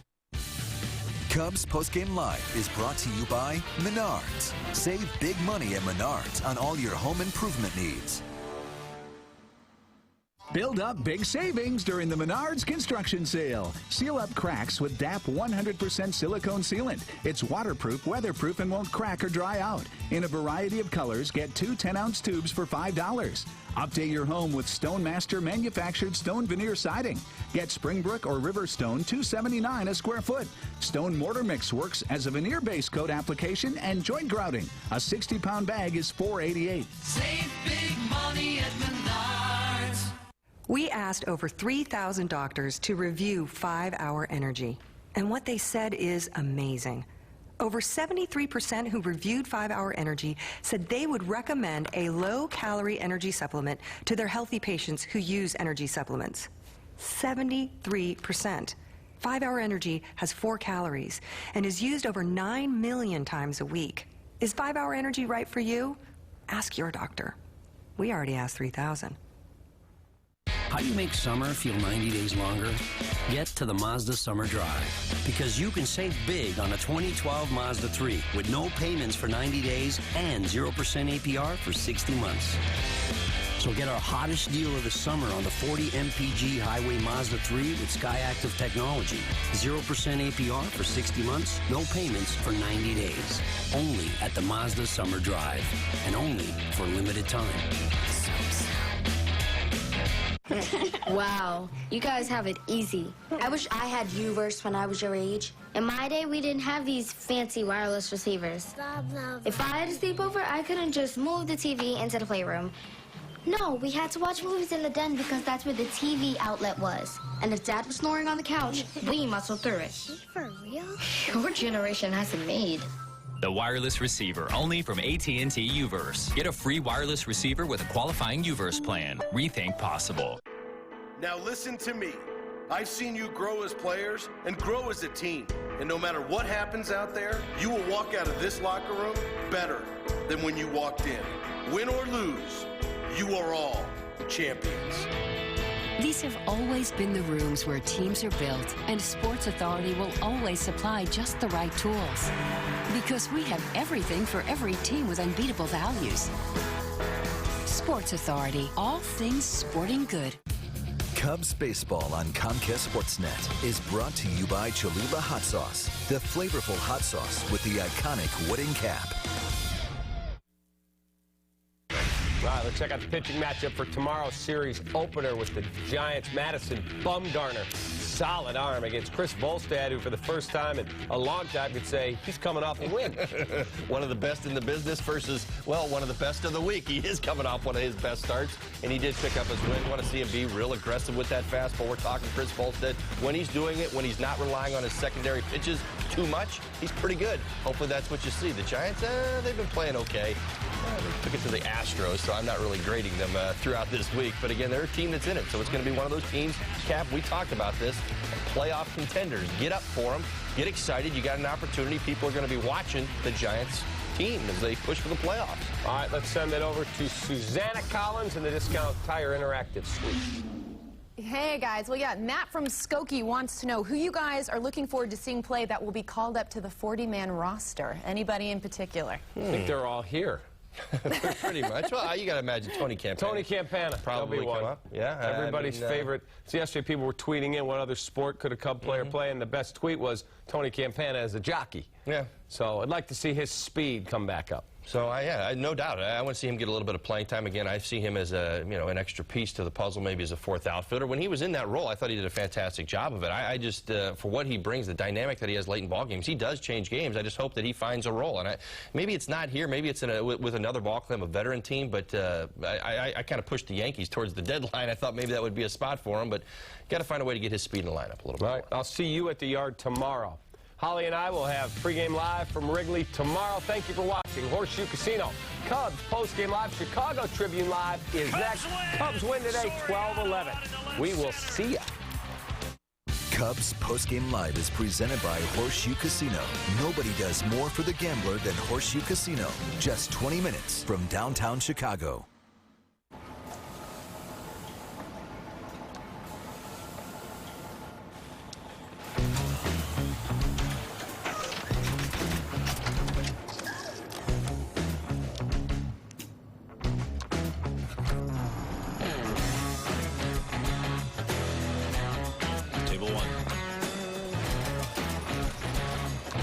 Traveled all this way. Make it worth their while.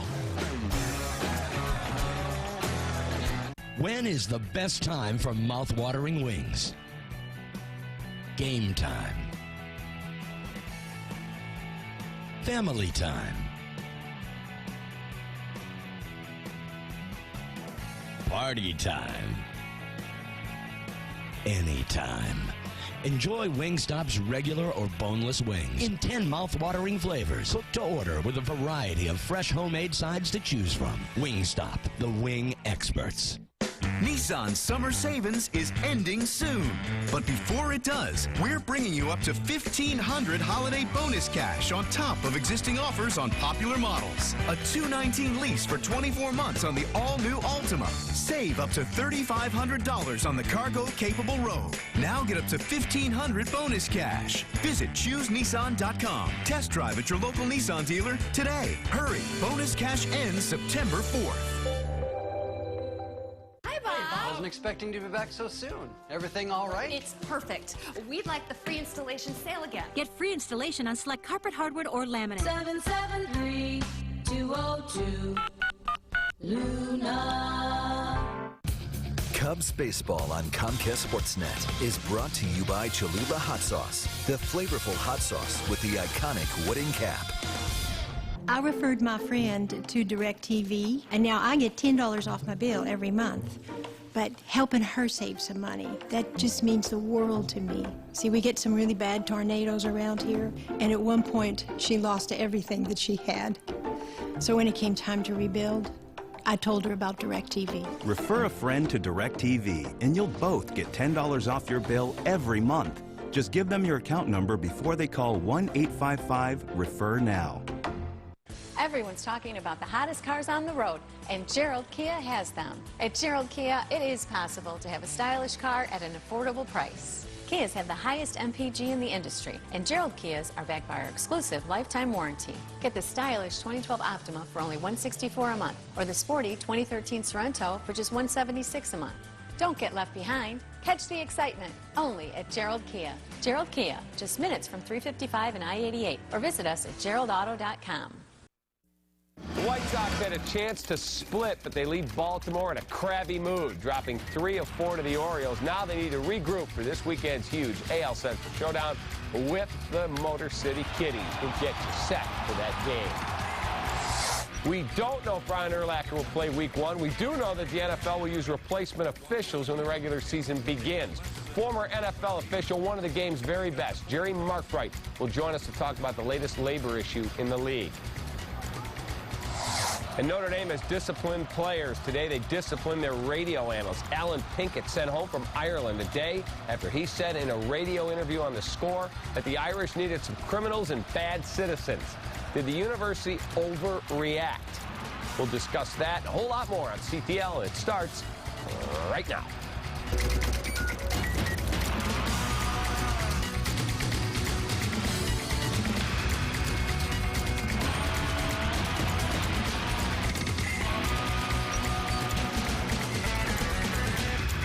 Welcome in to Chicago Tribune Live, presented by our friends at Smirnoff. I'm David Kaplan. Hope you had a good day. Hope you enjoyed that Cubs game. Let's meet the panel for today's show. He is veteran Tribune scribe Dave Van Dyke, another Tribster Bob Fultman, and doing great work on White Sox radio, the Ranger, our buddy Chris Ranji. Good to have you over here, hustling over after the game. All right, let's start right there. White Sox lose today in Baltimore, dropped 3 of 4 in the series, and for the first time in a long time, Chris, we did not get a good start out of Jose Quintana. Well, he's had a few issues before, and I think that we're starting to see maybe the beginning of a guy who's just getting tired. I mean, he's at his innings limit. He's never been this far before as far as how many innings he's pitched.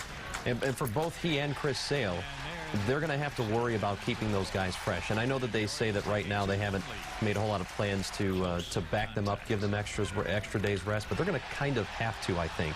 They want to make sure those guys are still good by the end. What we're seeing out of Quintana now is control issues, which means maybe a tired arm. Right. A lot of times when you get your arm tired, you don't get the right slot. Your body's tired, even your legs, too. Right, and they may have to go and skip the guys again. And he and Sale. We'll see how Sale pitches this weekend. Tough with 4 weeks to go.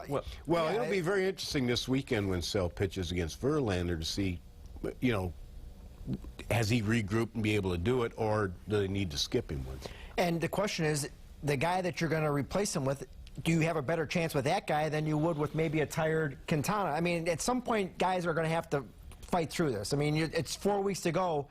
You know, you can only skip guys and skip spots in a rotation and bring guys up so often. It's not like you're not fighting for a division title here. So they got a great outing from Axelrod last night, and Axelrod, I think, has been, you know, pretty decent this year when called upon in tough situations.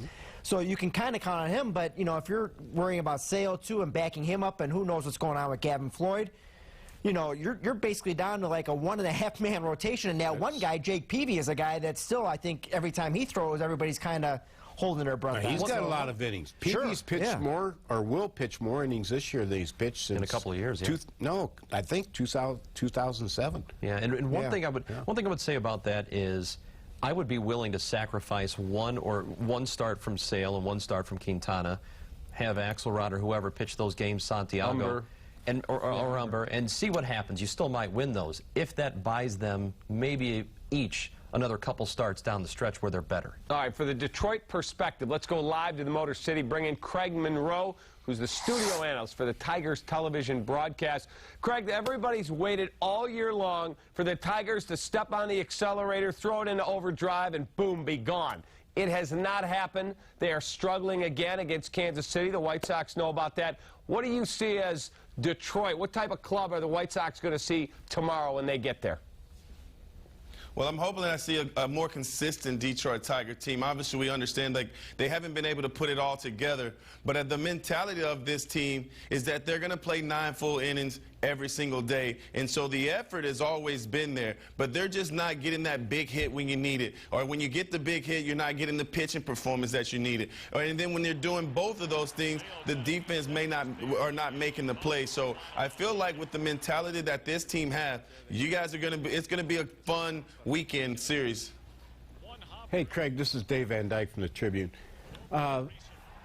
Verlander, Sale was not so good this last time out. Neither was Verlander. Is there a chance that Verlander's getting tired too? He pitched a lot of innings last year, got a lot of innings this year. Is it possible he's getting tired? No, I don't really think he's getting tired. I mean, I think what happened to him the other day is that, you know what, good pitchers are going to go through it. He didn't have it from pitch one, and obviously he got beat up a little bit. But you also had to give Kansas City, this Kansas City team, some credit too, because they're playing for pride. And when you get a chance to play Spall and you got a big guy like Justin Verlander on the mound, their expectations are they gave up 3 runs in the first inning. They could have packed it in, but they didn't. They scratched and they clawed, and you know what? They got to a really good pitcher. You know, like Cap was saying, Craig, you look at the Tigers and you figure that at some point they're going to start playing really great baseball. Maybe the White Sox won't. And the tone here has been that, well, here come the Tigers. Is it for people in Detroit kind of the same thing, like where, well, we're just not going to catch the White Sox? I mean, how do people up there look at this race going on? Well, the way they look at it is obviously we thought that the White Sox would go away, but obviously Robin Ventura has done an excellent job of getting those guys to buy into his system, and they are achieving at the highest level right now. So when you talk about the expectations of the Tigers, we felt like coming into this season, obviously running away with the American League Central. Well, it hasn't happened. It looks like it's going to be a 2-dog race. And you know what? This team, in talking to the guys in the clubhouse, this team is ready for it. They believe in what they're doing, and they know that the capabilities and the things that they have inside that clubhouse are good enough to get at the top of this division. Craig, last one for you. When the White Sox get there tomorrow, Jake Peavy will be on the hill. What do you expect out of tomorrow's first game? Because I would imagine the emotion at the stadium will be very interesting for the White Sox to see. It's going to be rocking, isn't it? Oh, it's going to be rocking. You can rest for sure that. They're going to have to outcompete this guy. Jake Peavy is one of those guys, and I had a chance to play against him. He competes at an all-time high. He demands so much from himself. It's interesting to see what Jake Peavy you're going to get, though, because if you get the Jake Peavy, that is the nasty one where he's throwing some really good fastballs, he's throwing some really good sliders, and getting these guys to chase pitches, then the Tigers are going to have their hands full. But if you get the other guy that's, you know, walking a lot of guys and allowing guys to get on base, and now they're able to get that one big hit to kind of separate themselves. It's going to be fun, though. It's going to be one of those things where you guys everybody's going to be excited. I know I've got my seatbelt strapped on because I'm ready for a fun weekend series. Appreciate you taking time for us. We look forward to seeing you soon. All right. Thanks, guys. There is Craig Monroe. Does excellent work on Tigers TV. So there's the Detroit perspective. What do you guys expect tomorrow? What do you really believe is going to happen? Well, from the Sox standpoint, they better play a little better. I mean, look, their offense really, as much as the pitching and the bullpen really kind of struggled in Baltimore, their offense, they didn't do much of anything offensively except for last night. You know, they've got to get that going again. AJ's in kind of a funk going on now. They're going to have to score some runs because, again, the bullpen's kind of shaky, and you're putting a lot of strain on your pitching when you're only scoring 2 or 3 runs a game. You know, you can get 5 or 6 runs. That takes a little pressure off. So they're going to have to, I think they're going to have to score some runs this weekend because I don't think they can count on holding down that Tiger offense for 3 games. You can't. And, you know, they got swept last time up there. So, and that's not... They need at least 1 game out of this 3. Well, I think they might win tomorrow. That's a game I would give them with PV pitching. And the Sale Verlander thing, the way they pitched last time, I think it's really going to be interesting. I mean, that might be a bullpen game if those 2 guys pitch like they did last time. Yeah. But yeah, I think it's going to be a great series, and trouble is there's still a month to go. So everybody says, "Oh, this is the season," and you know, this is not the season either way. You know, whether they win all 3, lose all 3, or 2-1 or whatever, it's not the season. It's just a great. It's a great series to start the last month. For baseball. Yeah. Obviously, one of 3 things can happen. Either they come out of it and it's pretty much exactly where it is right now, or the Tigers take first place, or the White Sox build a 6-game lead. I mean, I guess depending on what happens tonight. Remember, last time, now, and I'd be interested to hear what you say about this. The last time they got swept in Detroit, the Tigers went into first place, right? By a game and a half, I think. Did the callers all say, "Oh, it's over"? Well, that was it. Well, that was it. And here they are. They're going in first place. And the one thing I've been saying about this team that I like the most is that every time they've had trouble, whether it be one big blow-up game like the Addison Reed game in Boston, where they lost that, and that was right before the Tigers series, or whether they have a stretch of 3, 4, 5 games that they lose, they have always come back from that and responded, and what they did after that was they won 5 in a row. The advantage that the Sox have by being in first is that, let's say, I mean, the Tigers still have to play tonight in Detroit, in Kansas City. They lose that game. Okay, yes, the Sox lost today, but Detroit doesn't gain any ground, and it's 1 day off the schedule. So even if the Tigers take 2 out of 3, they pick up 1 game, and it's still 3 days off the schedule. And at some point, if you're the Tigers or if you're the team that's constantly chasing, you run out of those days. So that's why you're always better off being in first. Do you know a stat on this, on how many times the Tigers have lost when the Sox have and won when the Sox? That I don't know, but for the last month, like it's happened a lot. Well, it's been remarkable. Yeah, it's almost gone straight down. They have actually, both teams have played pretty well. I mean, I've heard a lot of fans say, well, Tigers are playing well, they're hard charging, here they come. But the issue for them is that the White Sox haven't slowed down, really. Yeah, but and you mentioned every time they've had adversity, they get swept at Kansas City, they come and go 6-0. In a homestand, The Tigers lose tonight, they get swept at Kansas City. We'll see what happens. Sox know that feeling. Yes. We want to hear from you. Here's our CSNChicago.com poll question of the day. How do you feel about the White Sox entering the Tigers series? They'll be fine. They just played a good team in Baltimore. They're in trouble this weekend. To vote, CSNChicago.com the spot. We will have the results later in the show. And we've got this weekend series completely blanketed, starting with a special White Sox pregame live tomorrow at 5:30 with our Chuck Garfien and Bill Melton live at Comerica.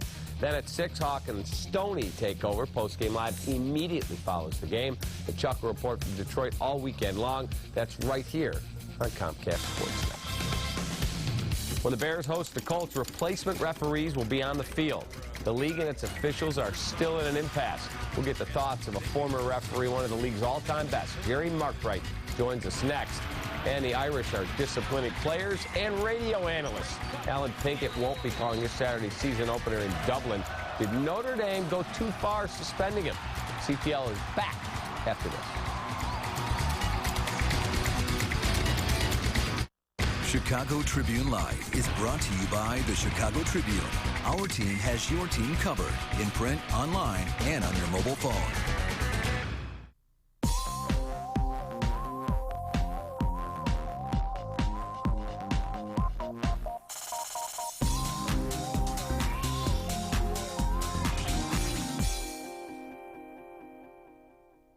Everybody get closer. Everybody on the dance floor. Tonight, I choose Fluff. Because vodka never felt this good. Fluff marshmallow flavor vodka from Smirnoff.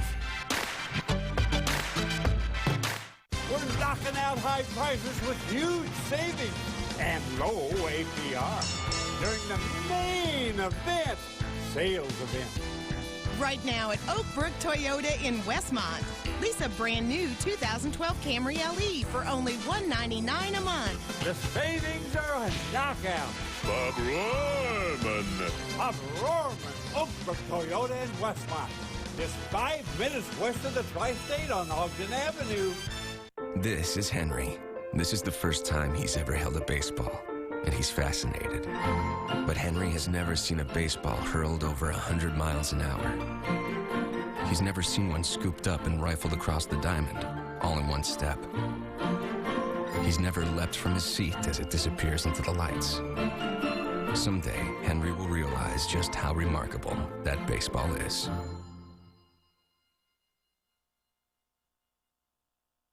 You're watching Comcast Sportsnet, part of the NBC Sports Group.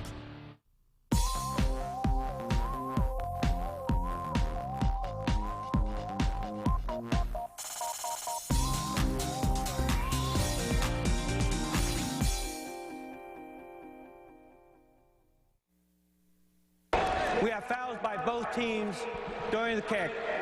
We have illegal shift by the kicking team. And then after the kick, we have a 15-yard penalty. Chosen to re-kick, 5-yard penalty. Did you write that down? A correction on the reporting of the foul. Both teams were on the both fouls were on the kicking team. 5-yard penalty. That's embarrassing for a league as well run as the National Football League. To see the joke that is taking place with replacement referees and officials is embarrassing for the league and its commissioner. We welcome now to the show Jerry Mark Bright, one of the greatest officials the league has ever had, only man to work 4 Super Bowls. He joins us on the phone. Jerry, we just played that clip from yesterday's preseason game. It's become embarrassing, but what boggles my mind is that the league would put its players at risk, they'd put their product at risk. A multi-billion-dollar business can't take care of their officials. I'm stunned by it. What's your take?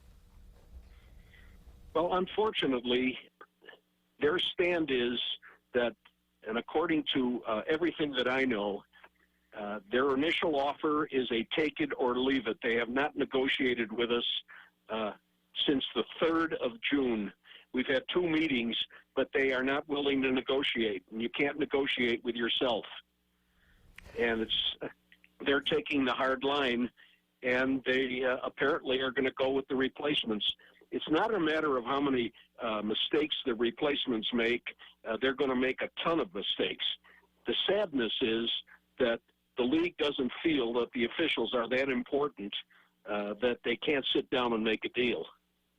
Jerry, it's Bob Fullman from the Chicago Tribune. Last year we were in a similar situation with the players being locked out. And I have a feeling that if the league went with replacement players, the players union would just scream and there'd be just all kinds of, catastrophe about this. And yet I don't hear anything from the players union regarding using replacement officials. I mean, are you surprised that there is not a little more union solidarity here between the referees union and the players union?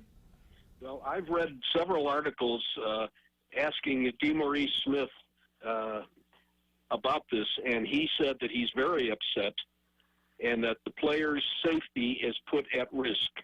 So I think we've gotten some backing, but they're also, the league prohibits any complaints by the players or the coaches about any officiating, either during this situation or during when the regular officials are there. So you haven't heard much because of the restrictions. But I know that the players, a couple of them, Woodson at Green Bay has spoken out, and today on the internet, a number of them, they're upset about it. There's no question. Jerry, do you think if the players came together and said, we're not playing week 1 if we don't have our officials, and they took a hardline stance, that the league would blink and say, all right, let's get something done, or would they be willing to take that battle on?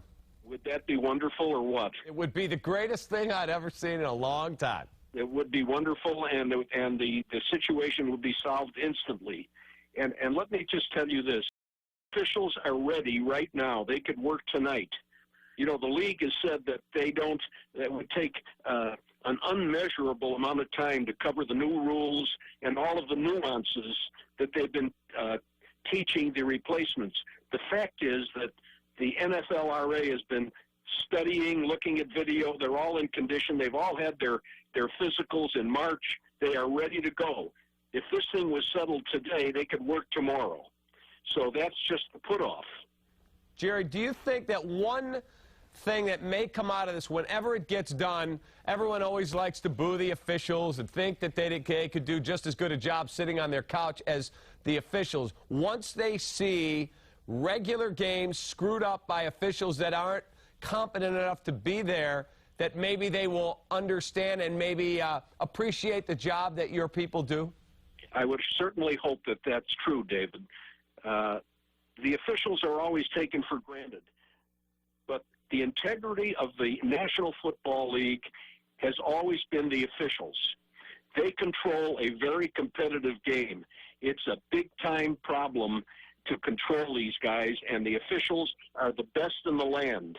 And for years, we have been told by experts that we have the finest pro officiating of any sport. All of a sudden, the replacements, according to the league office, are just as good as ours, as the regular guys, and they've had just as many complaints. But that's not true. Our guys make mistakes.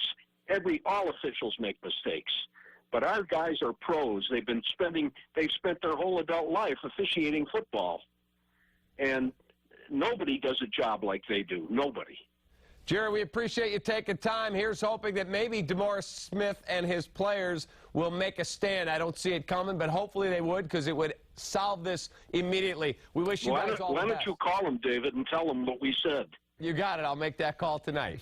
All right. Thanks a lot. Take care. There he is, Jerry Markbright, only man to work 4 Super Bowls as the head referee. I mean, he is the best. Yes, he is. So we'll see what happens. I would love to see the players do that. That's a great point.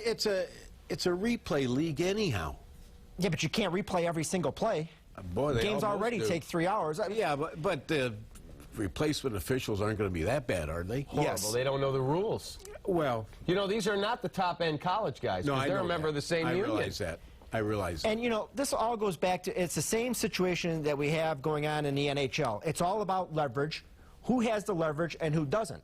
And by themselves, the NFL officials do not have the leverage. No. But as you suggested, and it's really shocking to me that the Players Union, after going through this exact same thing last year, now we get another situation. And can you imagine if last year, if the owners would have decided to play replacement players, what kind of uproar we would have over that? Would the officials not have officiated? I don't know. Okay.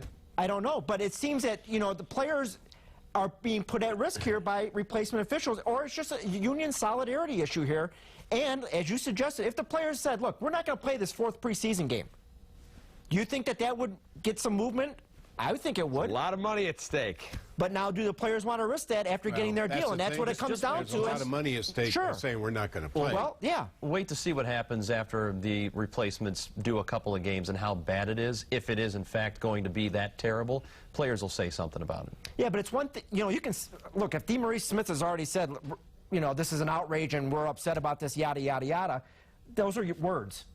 At some point, you have to back those words up. Otherwise, the owners are just going to say, you can talk all you want. Well, they might just be saying that until there's an actual effect. I mean, when they see how bad it is. Can you imagine if the phone rang at Roger Goodell's office and he picked up the phone? Yeah, DeMaurice Smith's on the phone. He picks up, just letting you know, we're not playing week 1, or we're not playing the last preseason game. I know there's billions of dollars at stake in your TV contracts. Good luck. Either you take care of the officials, that might be or a violation of their contract too. I don't. Go on strike. Would be a strike. I don't know if you can do it like that, picking up the phone. I don't know if you have to give them notice over it or do whatever you got to do. I guarantee you, Roger Goodell makes a call and says, "Get this done. We don't need this." And I don't even know. There's no reason. What it boils down to, and we all agree that the better officials should be officiating this. What it boils down to is, you know, why doesn't the NFL just say, here, guys, come on back? Because they have the leverage not to. But, of course, they have the leverage, but it's like Major League umpires. You know, give them what, not give them what they want, but there's got to be some kind of compromise. It's not that big a piece of the pie anyway.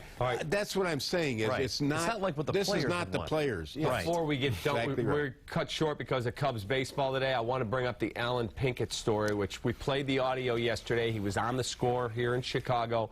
He said that Notre Dame needed some criminals so that they could have an edgier, tougher football team. Well, today he was suspended for at least the game when they play Navy in Dublin this weekend. He's been sent home. No word yet if he'll be able to work beyond that game. I have said publicly I would not fire him. Okay, you want to suspend him for a game? Alan Pinkett chose very poor words. He should have said, we need some tough guys. We need some, guys with a little bit of edge who play like their hair's on fire. When you start throwing criminals and underage drinking out there. The underage drinking thing, major problem. After they gave him a chance to get out of it. They kind of doubled down on that. That's the trouble is they've had a problem. I would certainly have suspended him and then see what kind of mea culpa he wants to do. But I don't know if you fire him or not, but you certainly got to give him a chance to try to get out of it. I don't know about firing. I think you're right. At least a suspension. Probably more than one game, though, too. How about you? Well, he's in the business now of using words. So this isn't like somebody who's not used to talking to the media and being caught off guard. Okay, so I think that factors in. Secondly, you're at Notre Dame. You're at Notre Dame. You're not at some regular institution or college or university. You are at Notre Dame where your standards, whether or not it's right or wrong, your standards are higher. Cap, I would not be surprised, and I wouldn't really feel too bad about Pinkett if he was. If he did it at Northwestern, what would you say? A school that has high standards. I would suspend him. I would not fire him. Okay. After the break, we've got the poll results, and we will wrap up Chicago Tribune Live. It's the Max Matson Mitsubishi end of model year clearance of every new and pre-owned Mitsubishi, including new 2012 Outlander Sports, with 0% APR financing on every new Mitsubishi, including the new 2012 112 MPGe all-electric Mitsubishi i. There's increased cashback and end of model year discounts totaling from $3,000 to $6,000. Plus, Max Matson will waive up to 9 lease payments of your existing MMCA lease. It's Max Matson Mitsubishi's end of model year clearance in Aurora and Downers Grove. I am proud to say that I've got my DirecTV bill down to just $12 a month. And all I did was refer people I already knew. 2 soccer moms, 2 cousins, our sitter, and one of my husband's coworkers. And I get a discount for every one. You should have seen the look on my husband's face. He started calling me the referral queen. Refer a friend to DirecTV, and you'll both get $10 off your bill every month. Just give them your account number before they call 1-855-REFER-NOW.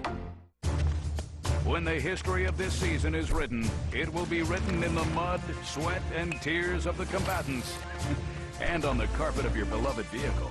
Because even if you have those ordinary mats, all kinds of permanent stains find their way off those mats and onto your floors anyway.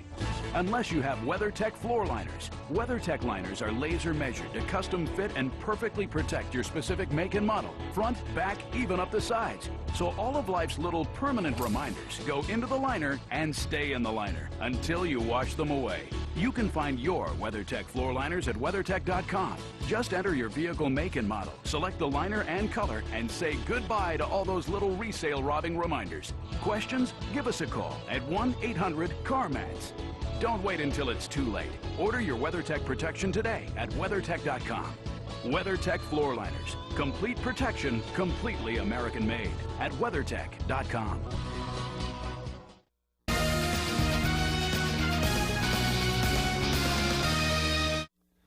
Remember, we've got a Friday baseball double dip here on CSN. It starts at 12:30 when Todd Hollinsworth joins me for Cubs pregame live. Then it's Cubs Giants at 1:20. That is followed by Cubs postgame live and Chicago Tribune live. Then at 5:30, Chuck and Bill live in the Motor City for White Sox pregame live. And then the Sox and the Tigers at the top of the hour.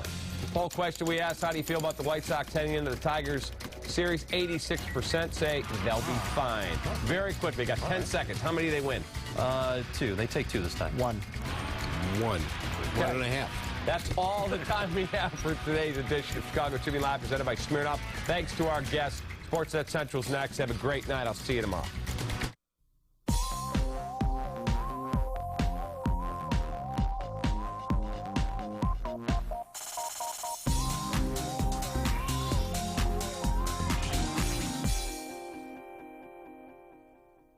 Chicago Tribune Live is brought to you by Smirnoff, the most awarded name in flavored vodka. Drink responsibly.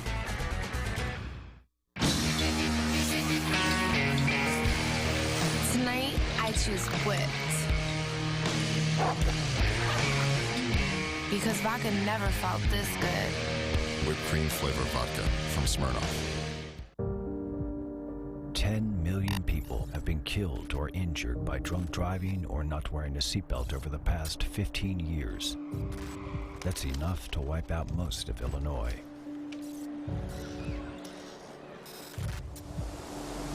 Fatalities are on the rise here at home.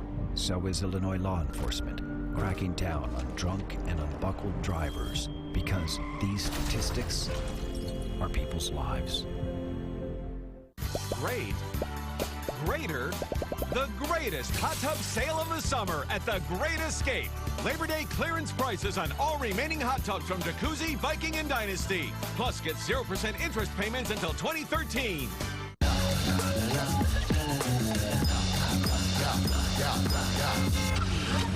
I might choose a limo. Then again, I might choose a jet. Either way, I choose to get home safely.